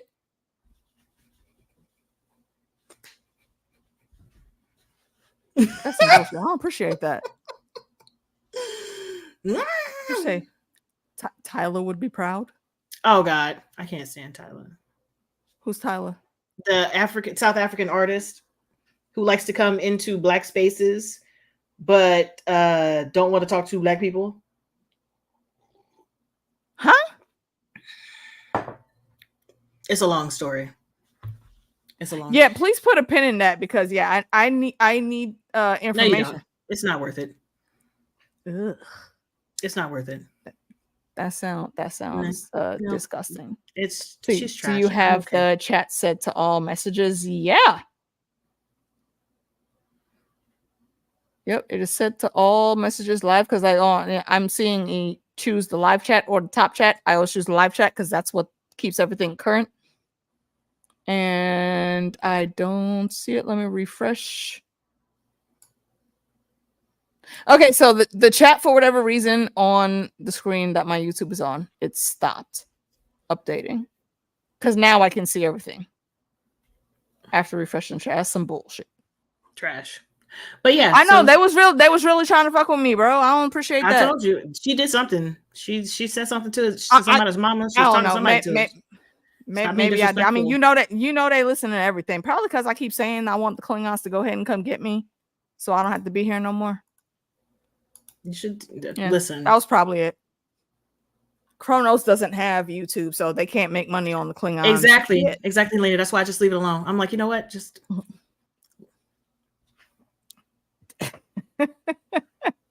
over there. Yeah, and I will take y'all's word for it because I don't know who that bitch is. But yeah, so after that, we leave Numenor and we go find Galadriel, who is trying to help the last vestiges of Elvenism's escape. Yes, she is going from Eregion. Full escape. But and this is fitting for her. This is when what the hell is his name, man? You know, the all-seeing eye on Asgard got all the people out, and they were hiding. Heimdall, yes, Idris of the dark chocolate. Of also the dead, because they killed him real quick. The dead, yes. They did show him in Valhalla though, so that gave me a little bit of hope. He better have gotten there. Oh, absolutely. He literally died in battle. Like that. That is the purpose of Valhalla. Absolutely. But on the way out, she runs into a group of orcs, and they're like, "So we fit to kill you?" And she's like, "No, you're not." And he's like, "Why do you think that?" Yeah. And she was like, "Because I have something that your friend wants." And he was like, "Well, what's that?" And she was like, "These." And he was like, some rings. Oh, and what she said specifically, I think, is absolutely worth noting, because while these orcs and goblins is over here talking hard, they know who this woman is, and they're only the little bit of confident that they are now because they outnumber her. But I feel like they should remember numbers don't always matter when it comes to Galadriel. And what she says is, "I will not fight you. I will surrender peacefully. I'll give you the rings to give to Adar, but you not gonna harm my people, and you're gonna let them go." And she stands by that. Yeah. Anytime Galadriel says she's gonna do something, she 100% gets it done. But they're like, "Okay, them rings is what we're looking for. Okay, we know Adar wants a ring. We heard him talk about it. He wants you. And he wants you. And you got like 9 of them, or a whole bunch of rings. So I mean, it's a boon for us." Yep. So yeah. And so then we jump back to our get a promotion. Poor baby, or poor Celebrimbor, being shot the fuck up with arrows because Sauron is pissed that he had him rings. Torture, bro. Listen, the torture. And honestly, I do question a little bit why Sauron is ignoring the obvious. This man said that you're never going to find them. They're probably very far away from you right now. If that would have been me, I would have immediately picked up on that, and I would have made sure to get some scouts out. He probably did. Because well, no, he didn't, because he had them. He had the elves out there. They were getting their asses beat, and he was just here playing. Yeah. You know what? He might not have been worried, because eventually, who was going to be left? Somebody in the area had to have them. Somebody had to have them. So, I mean, he was out here just being pissed. Yeah, he wasn't. And that's why I question that if certain things didn't happen, would he have made it far enough to even try to reclaim them? Because if Adar would have decided to just say, you know what? You're right. I don't want my kids to suffer no more. Let's go home. You assholes want to deal with Sauron? Fine. But if you want to make a deal and you want our help, we can do that. And it is very interesting what comes up happening here after this exchange. But 2 notes for Celebrimbor. This is the last time that we see him alive. He's talking his shit. He's like, at this episode, point, and he's he like is talking all two his tears shit. in a bucket. He's like, I know I'm gonna die. I don't have the rings. You're not gonna get them from me. You're gonna sit here and be mad and be like, oh my god, you look what you made me do. Sound like Taylor Swift. Look what you made me do. Look what you made me do. And at this point, he's like, listen, you're trash. You're a trash Garbage ass bitch. And that's why you don't have these rings. And that's why these rings are going to control you for the rest of your life. And he's like, no, I control the rings. He's like, sure, Jan. No. Sure. No. I can tell you're in control right now. They control you. So much control. And I predict that one of them will be not just your downfall, but your absolute outright ruin. And he seals Sauron's fate with that statement. And we commend you, Sauron. You raggedy bitch. Titles, but also Lord of the Rings. Yeah, and then after that, he's like, I don't want to hear you talk anymore. And this motherfucker starts crying. That's what I'm just like, oh, I hate him so much. Like, you little sad bitch-made boy, because I think he actually saw the true wisdom that was in everything that Celebrimbor just said right there. And he's lamenting for himself, but the vanity and ridiculousness that he has will push that out of his brain very quickly. And he's still going to continue down this bullshit, long, drawn-out path that is going to be his epic destruction, just like the master you served before you. Celebrimbor again called that one right. You're doing the same bullshit. And do you know what the definition of insanity is? Doing the same fucking thing and thinking and expecting a different outcome. Trash. But while he's sitting there crying, like, damn, he hurt my feelings a little bit with that. Here comes the Uruk. Here comes the fucking orc hand on like, his dumb bullshit. Are you Sauron? Are you the guy? Are you the man? And he's like, I go back. Which was that weird to you? That seemed a little weird to me because how did y'all not know what this motherfucker looked like? Granted, yes, he does have the blonde locks now, but his face is still the same. And were they there when he was talking to him as Halbrand the first time? Yes. Then I don't know, man. Why are you asking questions? All of them were there. Like, how did you not recognize him? The wig is not enough. Listen, the fact that you said celery, bruh, you right. What the hell are you talking about? Ron's daddy prophecy came true. His trash choices not only led to melanin extinction. Look, toast away. Where's my cup? Yeah, toast some rum out for that shit. Absolutely. Not only led to melanin extinction. Sorry, but Celery's death and the fall of Eregion. Yeah. Because by the end there he was a little more than a vegetable. There's nothing left, puppet, bruh. And so after he runs into the orcs, he's like, "Oh, I go by many names." And then we cut, so we know exactly. I knew what was up. I knew what the fuck was up. Yeah. I knew what the fuck was up. And then we go back to freaking exactly what was going to happen. Skip this whole thing. We could skip this whole cabin scene with that bitch. It's dumb, bruh. Dumb. The whole gist of that scene was unnecessary. Khmer comes over here talking shit, trying to swing his little baby dick around like it's barely even big enough to be considered a baby dick. But what I find funny is he's like, "Oh my gosh, we're here in this little small town." It's Sildor. What? It's Sildor. My nigga. Yo, the fucking speechless stuttering that came upon his face. Like, wait, you're just thank the gods we found you.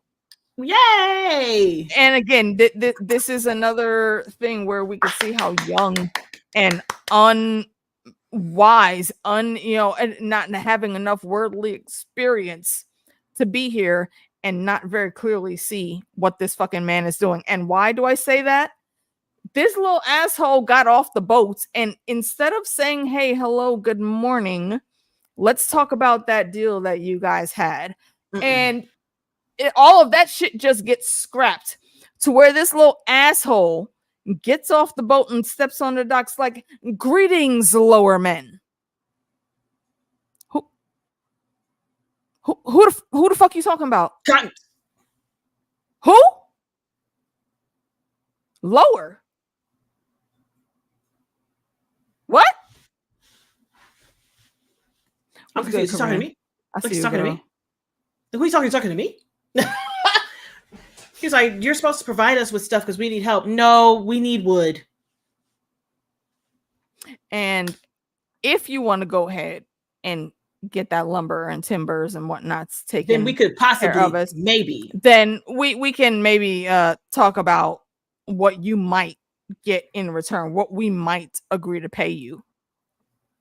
And again, this very much speaks to is it Kemen or Chimera? You know what? It don't even fucking matter because fuck him. That bitch. Ridiculous K. That's what I'm gonna call him. Ridiculous K is on here talking about, you know what? I know what you thought you were gonna have with that false, ridiculous, usurping ass queen that was not chosen by the Eagles to be there. He is learning all of this. Those things looking at this man like, right. And Sildar's like, what the? Your dad's a traitor. What? He's a traitor. My dad? My father is king, and Muriel was deposed for I don't remember what the fuck he said. Corinne, wasn't worth remembering. Correct. That's the same thing I thought. I was like, go ahead and touch some trees. Touch some trees. Touch them. Touch them. Touch the trees. Send your people to touch the trees. Do it. Do it. I'm like, I'm not touching the trees. It's a shame because Arendir is gone. And if Arendir was there, Arendir again, we know what that man looks like. And I will say it plain. That is an elf from the block. And he's already in vengeful mode. It's like, you know what? Let me go ahead and lead you to some trees, some personal friends of mine. Then we'll have the trees come and talk to this little asshole. Yeah, go to the first one. You want to go down that block. You want to go down that path. That you make a right. That rock. Yeah, you make a right at that rock, and then you're gonna see a path that it branches out, and there's like 5 different paths, and they're all in like kind of sort of different directions. You want to take the northwest path. Stay true. Okay, and then you're gonna see some mud. Make sure you try to get into the mud because the grass is the problem. Yes. And then you don't want those fallen leaves touching you. And once you are in there, you got like the mud. Make sure to reach down and literally cake it onto your boots. Okay. Make sure you get it up to your knees so you will be protected. Safe. And you'll be able to go in here and get everything you need and everything that you have coming to you. And I mean that last part in every sense of the word, because again, fuck you. Thank you so much. But yeah, and so I don't think we see them for the rest of the episode, do we? Well, he gets on the boat, but that's it, right?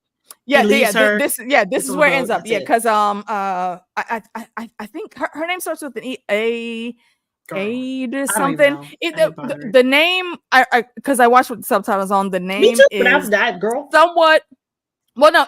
What I'm saying is that the spelling that I remember, it's somewhat of something that sounds like it could be Arwen. And again, all the callbacks that came in with these 2 episodes, and they made it. They made that look like it could actually be a thing between her and Isildur. And if Isildur would have been able to take her back to Numenor, it's highly likely that is what he would have been going for. But he would be walking into the middle of a civil war, and yeah, there would still be a whole other set of problems waiting there. Yeah, I'm just like, at this point, man, I can't wait to see them next season. I can't wait to see him, and like he's gonna like him getting when there he gets home and his sister. Not even that. I want to know what his sister is gonna say when she sees him. Like, where is Dad? She did all this bullshit because she thought that Muriel had just left her brother out there to die, which again is fucking asinine. Because your daddy came home, he also fought with Muriel, and he don't got beef. So why do you? Nope, and not to mention that he has to go and see her because that's the first thing he's going to do. He's going to know what the fuck happened. Yep, respectfully. Yep. Like, what the fuck is going on? And I cannot wait to see how every last one of them will be held to task for the fuck shit they were doing in these 2 episodes. Bruh. You know what? Exactly. Yeah. The Entwilds are already pissy. Okay. And actually, I think this answers the question. Treebeard said in the original movies, like, well, we don't remember where the elf wise went. We know they were there, but like it's been a long time. And it's almost like Dory again, Finding Nemo. Where is my family though? Wait. And that is what it is. Say the ants are going on, come back in, fuel up the rat face worse than Weasley car. I could see that happening. And also I love the ants. What did you just research, ma'am? Oh, nothing. I was typing. I had to check because usually my penguin would have more views on it, but because I don't have a thumbnail, it's not pushing it. And I have to charge my laptop so I can plug it up to this and then do my thumbnails because it's all on here. How does it have? I saw your thumbnail earlier. I didn't watch the video yet because I hadn't watched the episode. I make my thumbnails. Yeah, that's what I do. Yeah, there's no thumbnail on the big one. Was it for episode 5? No, episode 4. Or episode 4. Yeah, episode 4. The penguin doesn't have a thumbnail. Yeah, that's the new one that just came out, right? Yeah, there's no thumbnail. This is the one that's just automatically selected from like a still. Okay. Yeah. Well, no. What I saw when I was at probably was Avatar. It wasn't just a still. It was like it looked like a thumbnail. No, with the title and everything. No, that might have been the Avatar. The Avatar came out today at 12. Avatar season 3 episode 1 is the last thumbnail I have. Wait. Who doesn't know about Who's Friend? Oh, he doesn't. It's Sildor. What happened? Remember his friend got stabbed? Oh shit! Yo, baby boy is gonna go over there and wreck fucking shop. Because not only is his sister on some bullshit, but his daddy is gone because he had to escape death. And his bestie, his homie brother, dead. Brother in all sense of the word, but blood is dead now. Specifically because of fuck shit that was helped to start and come to fruition by his sister. Killed by the motherfucker that kept him from the lady that he wanted to build a life with right now. I hate this man. I can't wait for him to die. You know what? But that's what I'm saying. Kemen, I am going to very eagerly be looking at how his death and punishment is. You know what? I think his dad might be the one to kill him, which is going to be hilarious. But go off, sis. That makes all the sense. Yeah. Because his dad already didn't fuck with him. Nope. And he's doing all this shit with all of the fucking arrogance on 1000 of Joffrey Baratheon. No, excuse me. I'm sorry. Joffrey Lannister. It's trash. And I feel like all that shit is about to crumble and he's going to die a very painful death. And I cannot wait to see it. I can't wait. But back to the show. So wonder if they survive. Wait, they who? Casey? Wonder if who survives. We'll come back to that. Back to the show. What you got, Meeks? And then after that, we go to see Galadriel as she talks to Adar. And since Adar has the ring, he's like facing away. He's having this whole conversation. Like, you know what? I see why. You know what I'm saying? I see why everything's going on. And I understand that, we shouldn't be fighting. We should be working together, right? And so I see the healing. How about this? He said, "This ring." Let me rap at you real quick. This ring. Look at my face. I'm like, oh my god, it fixes it. But hold I don't want to be that hold anymore. I feel like I need to bring something back because you're about to go in. Go ahead. No, I'm not about to go back. No, don't do that. I know. Yes, you are. No, not go back. It was just no. I know exactly what you're talking about, but it's not going to be one. And he's like, hey, how about you take your ring back? Because I don't need to go there no more. I'm here in the present with my people, with my kids, with my kin. Here, take this. And then we can still go out there and fight. You know what I'm saying? We can still go out there and get Sauron together. And then I can take my people and leave because all I want to do is go home. We don't want to be here. We want to be home. We got a whole spot for us that was made with the destruction of a whole situation. It's hot over there. That's our spot. We're trying to go back. Let us go back. And she's like, Did anyone else besides me catch the red flag right there and know this motherfucker was about to die? Oh, absolutely. When he was like, I'm trying to go home. Here, Okay. take this ring back. And it is worth noting, he is facing away from everyone when the orcs bring Galadriel to him. And once they leave, he dismisses them. And he starts talking. And he's like, you know, how are you actually truly going to defeat him without your ring? And he puts his hand over a little bit to the right so she could see. And he's wearing Nenya now because he took that from Elrond. Wait, what are you eyeing about? What happened? I'm just laughing at Helena. It's like he couldn't handle his clear skin look. He had to kneel and hug a rock. Look, y'all remember the Noxzema girl? Baby Boo with the awesome curly long locks back in the early 90s of teenage skincare. That is exactly what the fuck was happening here. This man got up and he was like, you know what? I have not looked at like this since that bullshit happened back in the day. And I did not think it would ever be possible that I could even feel some of the things I'm feeling and feel my scars on my face and whatnots being healed. And when he turns around, Galadriel will see he is back in like his full elf form, his fair elf form, because the elves are kind of like the Valyrians. They sexy, they pretty. Mm-hmm. He has a couple facial scars, yeah, but they're not as prominent as they were in his, you know, turning dark orc phase. He actually looks like, yeah, he probably was a warrior like Galadriel in the elven army, and he ran up on some shit. But this is still him, and it was very interesting to see. I'm actually really glad they put that in there, because that's a reminder, like, yeah, this is where the orcs came from elves turned dark. I wanted to know what his elf name was too, because like, again, like where the Dark Wizard is concerned, I think that is one of the rouges that got roped in by Sauron. But what was his name as an elf? And he asks Galadriel to help him earn his old name back, because he sees the ways, the deal that he makes with her here, like, yo, I will take everybody and go back to Mordor.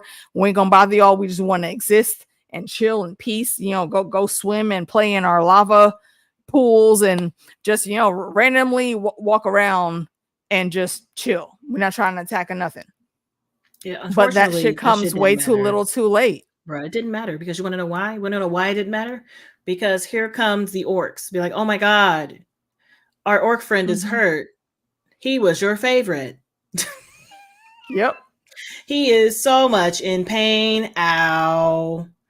He comes over to look at his friend like, oh my God, friend, what happened? And then what happened? He gets stabbed. Why? Because people keep following up Sauron. Just. Yep.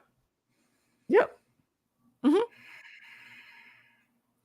And Galadriel's in the backlight. As soon as, right, like, and she's trying to tiptoe backwards, but she didn't move quick enough. If she would have started moving the minute they got there, I think she could have got away.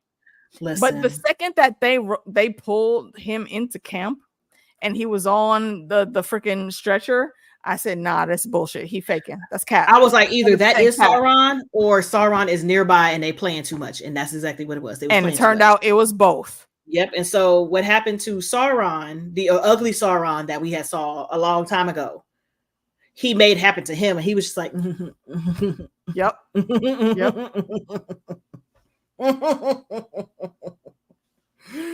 he's like, hey, Galadriel. Hey, girl. Hey, baby boo, I've been looking for you. Hey, where you been, girl? Let's talk. Hey, girl. Hey. Okay, but give us the rings, though. Yeah, he was like, give us the rings. And they have a small back and forth, and he notices that Galadriel is wearing is wearing Nenya. And he's like, oh, that's more beautiful than Celebrimbor even said it was. Give it to me now. No, thank you. And she's like, pass. No gracias. And then they start fighting, which is cute. I just think that is cute. The fact that she thought that she was going to handle Sauron like that. Okay. I mean, I wouldn't say that she was handling him. No, I said that she definitely she was going to handle him like that. I think she was making. I think overall she was making some headway, that's why. I don't know. I think he was playing the entire time. It's highly possible, but the way it seemed to me is he did have the upper hand because, again, you know, credit where credit's due. The dude does know how to fight. He legit knows how to fight. It was a sword and a crown. And he was right. So he had 2 weapons while she had 1.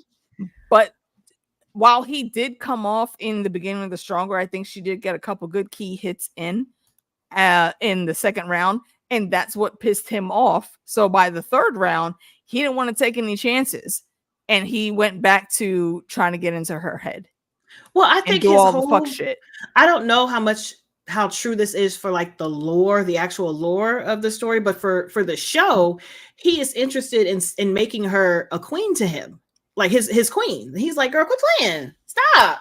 I think that's what he comes to eventually. But no, I think he's always been that. No, I think he's always been. Yes, even at the end of season 1, he was like, girl, come here, let me hold your face. I like you. We could be doing things together forever. And she's like, nah. Appropriate response. No. Every single time. And so he was like, listen.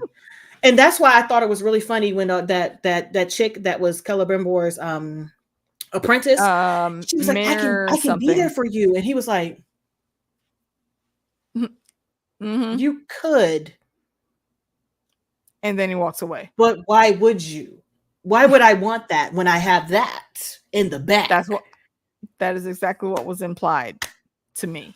Yeah. So I'm like, so he did. Yep. I felt like he always wanted to be a part of his plan, because she is a good fighter and she is strong and she can lead, and people do trust her. So it's like part of the battle is getting them to believe her.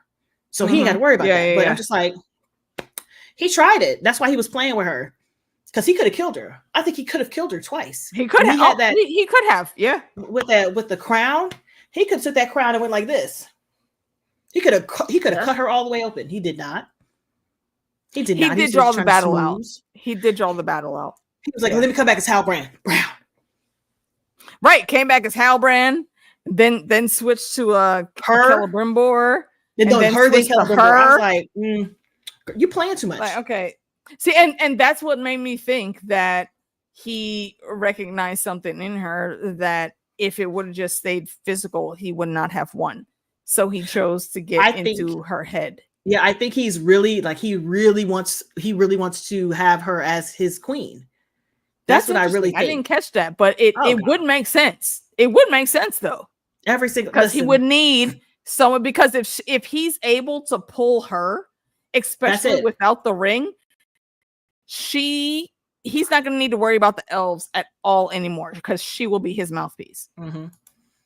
So if he was actually clever enough to try to rope her in, it could have been a rewarding, very rewarding experience for him. But Galadriel's will is too strong, and that's some bullshit. He tries to coax her one last time, and getting her head, specifically telepathy, we hear him saying, "Give me the ring."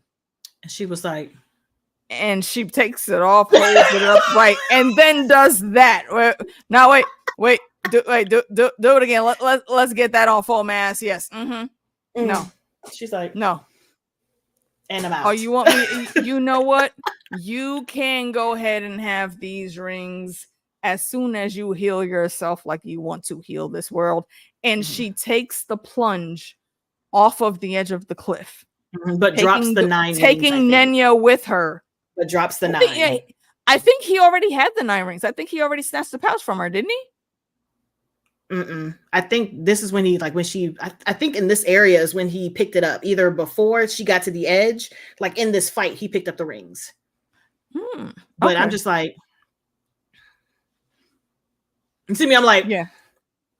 Well, And there she falls, and that's where it be. There she falls, and then we go back to like the what's it called, the Harfoots. We go back to the stores. There you go. Yeah, the stores, and they're like, "Oh, thanks, Grand Elf." And I was like, "Go ahead, and just call him Gandalf." And it's I think it's worth noting that it's Merrimack that calls him Grand Elf. That's what I thought his name was, Merrimack. Okay, I'm like, yeah, go ahead and call him Grand and Elf. It makes sense because with him and Poppy, that's going to be the progenitor start of the Brandy books, where we get names that are a homage to Merrimack, like Meriadoc Brandybuck, aka Mary. And with Poppy, I think it's going to be however her character ends up in. I do like this scene because she ends up having that last talk with the wizard to be known as Gandalf. And she says, right now it's time for me to find my own path. And I recognize that I can do it now because of all the experiences she's had. She's matured a lot on this journey. And she knows while she was meant to help him for a minute, they're not meant to stay together. To stay with him. You were tied to him because he needed to go in a direction that you also needed to go. Yeah. So both of you needed to find where you were supposed to be, and you did that best together. But now it's time to part ways. Time for her to go home. The stores have never left their lands. They are now about to realign with the Harfoots, who were already related to them from the very beginning. And their people are about to reunite. And this is where we're going to get the beginning and the start of the Shire. And all of Hobbiton, the Brandybuck Woods, and all of that. All of those names are callbacks that we see easily here with the stores, they leave Poppy, this area, and all them. Gandalf finds his stick. He finds his staff. Yay! And that's another thing that I like is, Tom Bombadil gave him a whole large ass field with a lot of trees and sticks to go look at.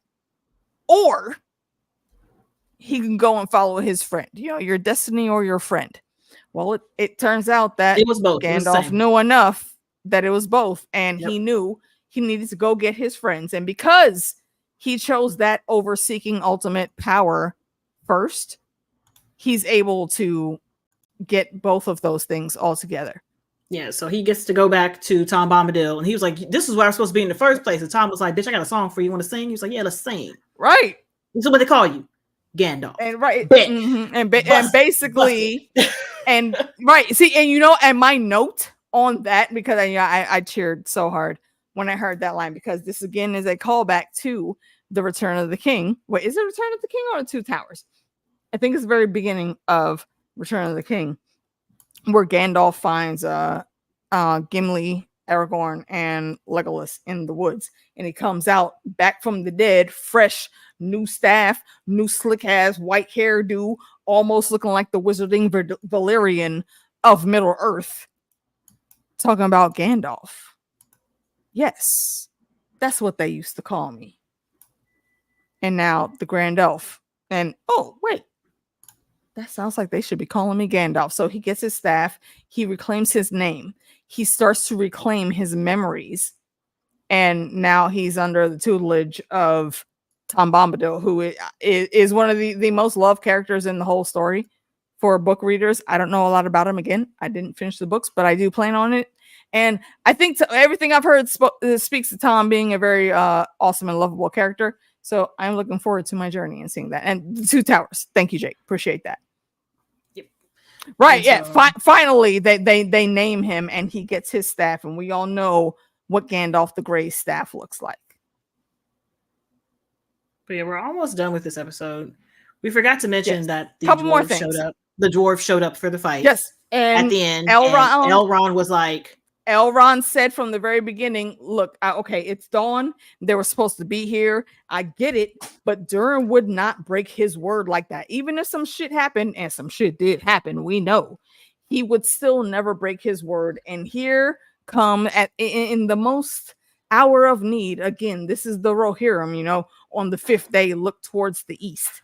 This is Eregion, Gandalf, and the Rohirrim coming up to Helm's Deep and about to come through with the fresh horses, fresh soldiers that have not been tired overnight, fighting all night.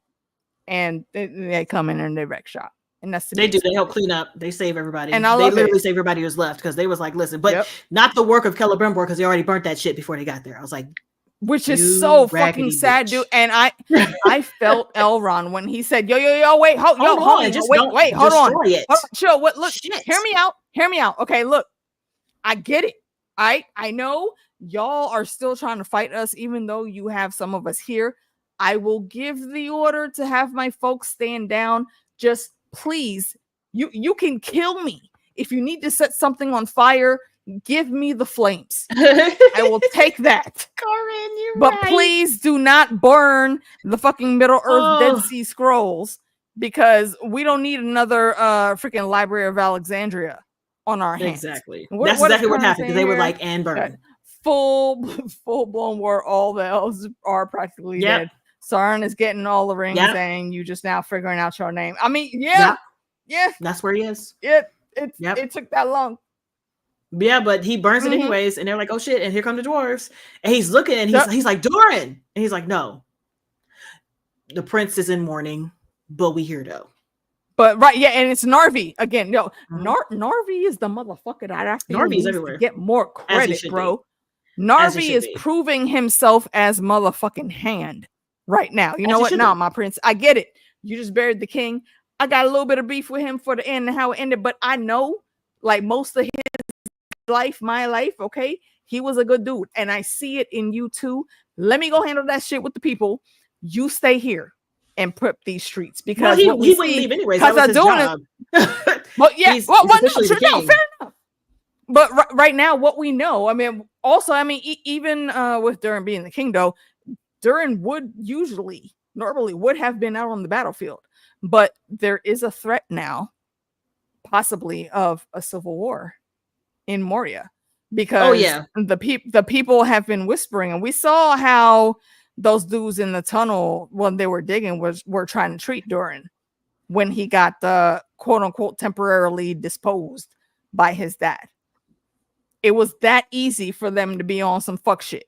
Well, his brother's also on some fuck shit, and now his brother is trying to take the throne. Yeah. And you have the other kings who are upset because they gave tithes and stuff to the father. They sent tribute. And they already here's another pop culture reference. Okay, Underworld part 3, when they go back in the past to see what exactly happened with Marcus and not Celine. What the fuck was the girl name? Victor's daughter, Sonya. I'm like, don't ask me. Where we went back to see what happened with that. It's the same shit that's going on here. Yeah, so now everybody is like, and he has to wrangle all this in. He has to he's so much he has to do, and I feel so bad for Durin, but you're king now, and you got to hold it. You got to let him know. And your dad gave it to you. He was named king by his dad, but no one else was around to hear that. Nope. And the discourse is that the rumor going around is that he was not the actual chosen heir, and I feel like that's only a rumor that could get away, because there was that small stint of time where Durin had to give up the prince armor. Well, so even then, clear. Even after that, everybody knew that his dad was on one and wasn't even thinking. Was on some bullshit. Yeah. So I mean, I feel it, but that's where Durin is, and we see Elendil actually leaving Numenor on his horsey. We see him leaving. Not on the horse. No, we see him. I think he seems to board a ship. And no. Elendil. Didn't he go? Elendil, not Isildur. Yeah. Oh, yeah. You're right. Yeah. Isildur's on the boat. Yeah, Isildur's on the boat going back to Numenor, and Elendil's on the horse coming from Numenor. He's on the horse. Yeah. Which I really want to know exactly where that is. He's riding though. Me too, because I'm like, I thought it was surrounded by water. They do. Yeah, they do have. Well, if I'm remembering the maps correctly, and see, this is where we need Lady D, because Lady D always got the damn maps on deck. I think there is a section of Numenor that was all of the faithful, kind of like how Genosha was like a sanctuary in the X-Men comics with Magneto for mutants to be in that city and, you know, be safe and protected and whatnot. I'm fairly certain I remember there being different parts of Numenor where the faithful were. And I think that's where we see him riding off with the horse, because he can plan there. And if he needs to roll out, he knows that there's secret ways that he can get out of that to do whatever needs done. But he's got DC. Oh, yeah. Look, I have no doubt in my brain at all that Durin will weather this coming storm of the Civil War. Because one, he's just that dude. And two, that's fucking, you know, Queen. I can't even say princess no more. That's Queen Disa. That is in his back corner. That is the hand of the king right there. And Disa don't take no shit. I love her for that. So yeah, it may be some type of battle. I don't know how far it will go, but I'm not worried for Durin's life at all. We know where this story ends up. Mm-hmm. But it is still fun to see the journey. And then I think we go back to like Galadriel waking up after the tumble and seeing Elrond being like, "Yeah, wait, but no, backtrack a little bit on that, because it's definitely worth highlighting that scene, how they got there. Elrond has been preaching against these rings from day one. And because of all of this shit now that's happened, he sees, okay, I should have listened to this chick. She knew exactly what the fuck she was talking about. She did try to warn us. She took responsibility and owned up for her mistakes, but was still trying to say, hey, let's do this the right way and whatnot. And again, we seen young baby Ned start curb her on like all different fronts for a while. But now he sees the shit and he is all in the game. So while Gil-galad is trying to heal Galadriel, you know, that what she was stabbed with, again, it's almost like Frodo's stab. It's with Morgoth's crown. Mm-hmm. So that's I want to say it's almost akin to Stygian iron. And Stygian iron is a metal that is from the Percy Jackson book series, and it's specific to Hades and his kids. So that's kind of what happens. Like it sticks her, and it there's a lot of rot that's going on in the skin and the tissue where that right. And she wound is. And did Corinne and did. Galadriel said, "I would rather fly off a cliff than be with you." Yes, and I love that. As she should. She had the whole fake out. Like, oh, you know what? You want to heal the world, bitch? Heal yourself. I hope so, Helena. I hope so. I hope that makes sense. So you'll see the next one come up. That shit was cool. I love that. And while Gil-galad is trying to heal her, elves are known as being very great healers. He does not have the strong enough magic to deal with the concentrated evil that transfers from that crown to her. Yeah, with the ring. However, what we also already know is on Elrond, so Elrond, we have to call him, on his resume, is he is a magnificent healer. And he finally puts up or shuts up. He takes Nenya, puts it on his fingers, and he's like, nah, she can still be healed. We can do it. It takes him putting on the ring and then syncing with Gil-galad while Gil-galad is wearing the ring. And they heal her. And I will, to Gil-galad's credit, again, dude does have some one-liners that are very chuckle-worthy. When Galadriel comes to, he's looking at her like, oh, damn. It's such a shame. I was just thinking, I have never had such a peaceful conversation with you ever. Like you had to die to get this to happen. Wow. And that may be a small thing to some folk, but that made me giggle probably far too much in my office today. But you are correct, Callie. Like, listen, where are you? I'm over here struggling with dad being crazy, and you just in the cut waiting. Nah, bro, you ain't getting this. That's not for you. Right. Where the fuck was Anonymous? Right. See, and I I have that question too. I didn't know Doran had brothers. Me neither. I was like, who? I just wait. What do you mean he has brothers? I said, who? Don't nobody care. As much as they have, Mm-hmm. as much as they have drilled into our heads the essence of family in this story right now, why did you never tell us that he had brothers? Get your face on. Because I mean, does it add an interesting dynamic? Yeah, it could work to be some interesting things. Like I said, I think we're gonna have a somewhat civil war in Khazad-dûm of Moria, but why hide that? Why keep it so secret until now?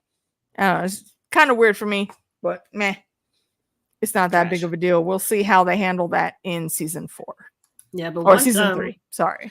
Yeah, once Galadriel gets up, they have a conversation about what they plan to do. Like, what are we finna do? Like, at this point, we've lost Eregion. Like, our armies have been like decimated. Like, what is the plan? Everyone has lost faith. They're saying. What is? I mean, actually, one of the first questions Galadriel asks is, "Yo, where are we?" And that's when Elrond walks up like, "Well, we're safe. We're protected by the strength of these 3 rings, and we're good." And he also immediately pulls off Ninya and he gives it back to Galadriel. And that's a very significant thing for him to do, because again, he has been beefing against these rings from Jump Street. So I understand, bruv. I do. I just don't have the underground backwards knowledge of the whole thing through the ages and dependencies and whatnots as you do. So I'm watching the show, just taking it for what it is. Exactly. I don't think it matters. And I like it. Yeah, exactly. And it matters we already know it's not accurate. Is gonna end. And it is what it is. It's like Game of Thrones. It is what it is. We already know where the story is going to end.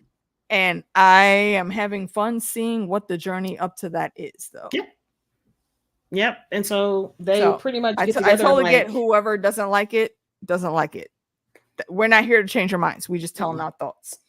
Yeah, and they're just like, well, at this point, I guess we have to. We got to beat them. We got to come together. We got to fight them. And I'm like, you're right. There's nothing else you guys to do. And it's like, we're going to push on. We're going to gather the armies and we're going to try it again. We're gonna run the block. We're gonna swing back. And just the asterisk on the end of this that I really loved is, again, we saw when Poppy and Nori and all the other stores, they left and they're on the journey to get back to the Harfoots, and from there we know where the story of the hobbits go.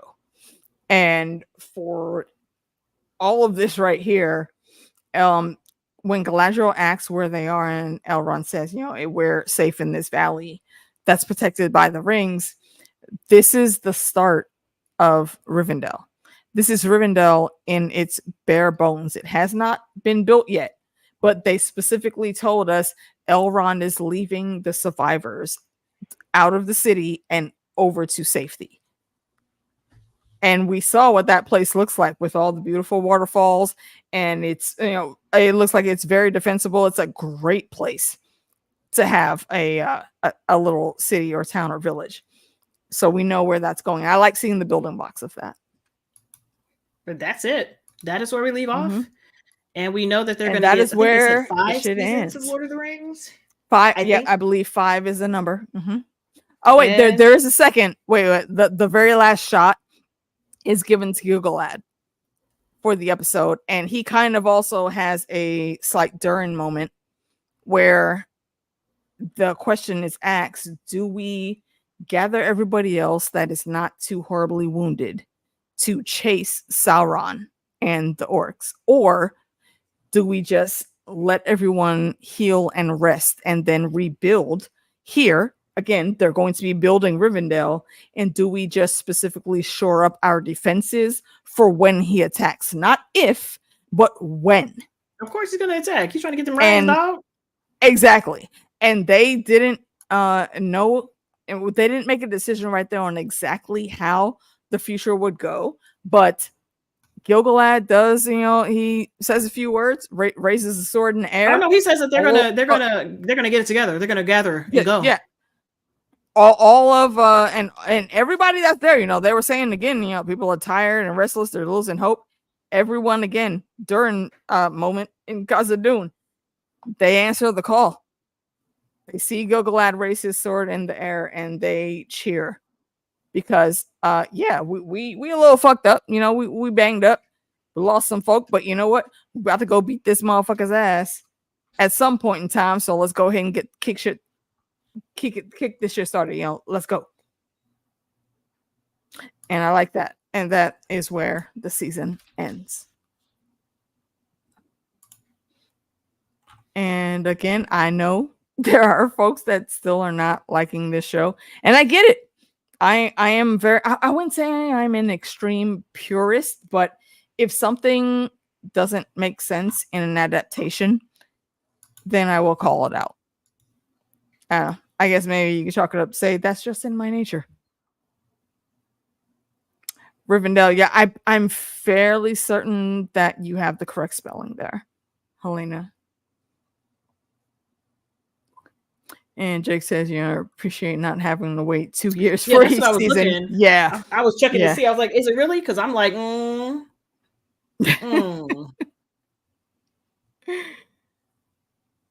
Absolutely. See, I don't think we're getting backstab from Dragon Age. Exactly, JD. You are correct. That is exactly why you are my encyclopedia on this. So I don't know if we'll do any other type of season wrap up for this show, but Meeks, I would like to give our scores for 7 and 8. 7. Listen, 7 is going to be by fire flame whips. Balrog fire flame whips. That's number 8. So we're gonna do because Balrog was an 8. Well, no, I mean, no, I'm just as a measuring system. Okay. Yeah, the strength of the fire whip. That's it. I'm gonna say for episode 7, I'm gonna give that a smooth ass 9 whips because that was really entertaining. Okay, it was fun, and Celebrimbor, listen. Yes, agreed. Agreed. Yeah, a listen. That's what happened. A listen. Mm-hmm. And then episode 8, I'm going to give that I'm actually going to give that a 9 as well because listen, Sauron was on one. This is Sauron's world. We're just living in it. He was. He was. This is definitely Sauron and them, and the title should have been Sauron and them. Right, Sauron and them. Because he was handling everybody the entire season. So, but for the entire season, I'm going to go ahead and give that. I'm going to give it also. I'm going to give it an 8, and the only thing that I gave it an 8 was because it took too long for Gandalf to find his name. Yeah, that took the whole point off because I was real tired of Gandalf. I was like, stop trying to make me care about these Harfoots and Gandalf when I'm busy. Like I get the importance of it, so we can see the context for where the timeline actually is, but it really wasn't that necessary. Like, bro, you take it too long. I wanted to see Sauron act a damn fool, and you kept preventing me from having a between Sauron and Numenor. I was thoroughly entertained, and during them, I was thoroughly entertained. But every time I saw Gandalf in them, I was just like, "Yeah, that could have been 30 minutes of one episode or something. Just put it together. That's them." Good. All right, so. For me, I think for episode 7, I'm going to go with an 8.25. I did like some of the breadcrumbs that they laid to get the even, continue and even bigger reveal. And for the last one, I am going to go with a 9.10 overall. Because I did enjoy a lot of the things, but there were a couple things where I think would have fared better if done differently. So for the season, that's that. For the season fully, I'll give it a 9.25 overall for the season. I did really like some of the things that there wasn't that much filler, and even when there was, it was still like informative filler, so I It's like not filler. you know how they did it. I mean, look, they in season 1 there was a lot of world building that had to be done, but here we hit the ground running, and I liked where everything went. No, they didn't. They told you from the beginning. The pre-orders, they told us from a while. Listen, I've been following this. I was all up in Dragon Age. Yes, and also to what Jake is saying here, if you're not watching Only Murderers in the Building, please go watch it. It's great. And then head over to DJ Wun Wun's channel. Me, him, and Phantom cover that show every episode. And yeah, they did change the name, but I'm just looking forward to see what they're doing with this man, because everybody's obsessed with Solus. I'm not obsessed with Solus. I like Solus, but his plan doesn't make no sense to me, because I don't know what the true plan is. So he's just trying to destroy everything, and then what? That's me. But that doesn't sound like a well thought out plan. Well, listen, the way I'm like, so what was the purpose, Solus? What was the purpose? Yeah, I'm not a Solomancer, even though on my other playthroughs I probably will try to get more lore for that. But I'm just like, nah. I get it. But yeah. All right, so let's see. I think what we will be doing on Wednesday is also another season wrap up for season 1 of the interview with the vampire. We'll tackle the last 2 episodes of that on Wednesday. Tuesday we will be on with DJ Wun Wun and Fandom for some more Penguin chat. And matter of fact, as soon as we're done here, I'm gonna go watch Penguin episode 4 and check that out. Wednesday, come back. We'll be talking about again Interview with the Vampire. And Friday, I'm not sure if we're doing anything, but we may. I don't know. Set your notifications. What else do we have coming up? Oh, the Midnight Society will be back. Those of you that don't know or recognize that name, me and my writing group, we did some short stories for the spooky season last year, and we're doing another round this year. So come through and listen and get spooky with us. Yeah, Meeks, you got anything else? Nope. I have no idea what I'm going to do, because this thing's out of commission. Yeah. I don't know. We got to get the PC issues settled. I don't know, man. I don't know. So I have no idea how quickly I'll be able to watch stuff or put stuff up. I have no idea. Fingers crossed. Sorry. Deep sigh. But yeah, so I'm still just watching The Penguin. I'm still watching what am I doing? I started watching Criminal Minds. That's going to be a long time before it's even on YouTube. Yeah. And Criminal Minds, I think we will cover to discuss, but probably just season by season, because that is a lot for a show. And listen, it's not even going to happen anytime soon. yeah, definitely. Yeah, that's going to be on our retro list. Like that's a long periodically time. But I mean, shout out to the fem/ship that is JJ and Emily though. And I'm still watching Avatars. My Hero just wrapped up, so I'll probably be replacing it with another anime. I haven't decided yet, because me and anime be having fights. But Are they have the same thing with like the live TV shows where if it's on air, they will ding you? Oh no, they're petty. They're petty. They're even pettier. They'll wait for the whole entire season to end and be like, yeah, ding. Okay. They'll wait for the whole entire season to air, and then they'll hit you with copyrights. But for me, it's just that it's the sound, and it's always like hit or miss, and whether they promote it on my channel or not. So a lot of people are like, oh, I didn't know you're watching this. I was like, I know, because they don't. The algorithm don't be algorithming for these. So every time I throw it in there, it kind of like messes up my algorithm. And then it's also me editing, so I just have to relinquish the responsibility. Yeah. But yeah, so that's it. Right. And Miss Boots, yes, you are completely correct.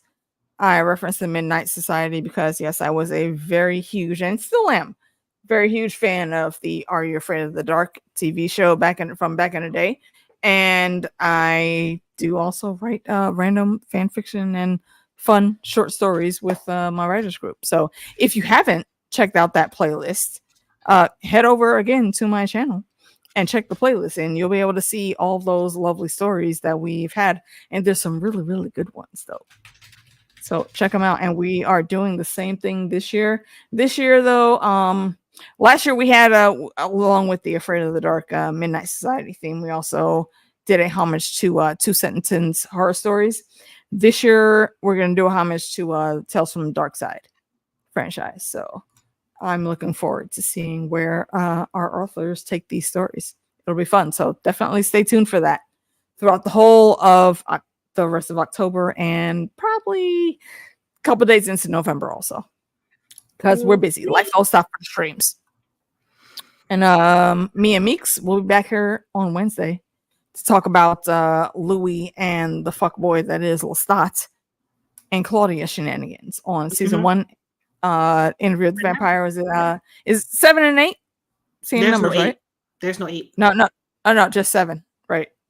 That's it. The season finale is 7. Yeah, and then after that, we're gonna cover Penguin, and we still got to figure out what our Wednesday show is gonna be. We'll see what's popping on the streets. Check that out. Oh, Agatha, you know what? There it is. Yep. You're right. I thought we were gonna do. No. Yeah, the last there's one coming out on Wednesday, and then next week there's the last 2 coming out, right? Because they're doing those the last 2 like they did the together, first 2 yeah, back, right? Yeah. Because this week is episode 6. Yeah. Yes, this week's is episode 6, and then next 9? Wednesday. Let me Google again. Well, yeah, there's 9. Yeah, there's 9 episodes total. I think we talked about that when we did the episodes 1 through 5 breakdown. There's 9, yeah. So that's why. Okay, so 8 and 9 will be dropped together 2 weeks from now. Yeah. Yes, 2 weeks from now. Or is it? Or is that right? Yeah. Because it's this one, and then episode 7, and then after that it's 8 and 9. Yeah, but I don't know. Hold on, let me look at the calendar again. Okay, I'll still be here, but I will be gone. Yeah. When are you going to the wedding? I will be gone from the 31st to the 5th. So that Monday I'll be out. I'll be gone.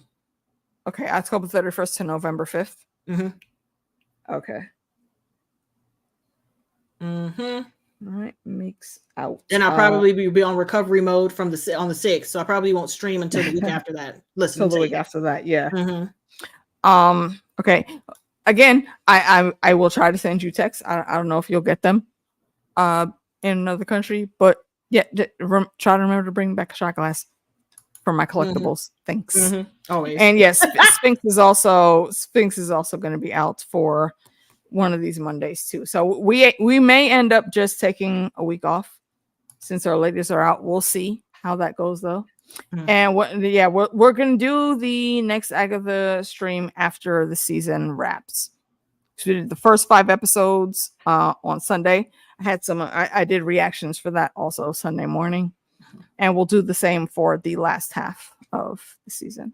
Yep, just to get that out. Okay. Indeed.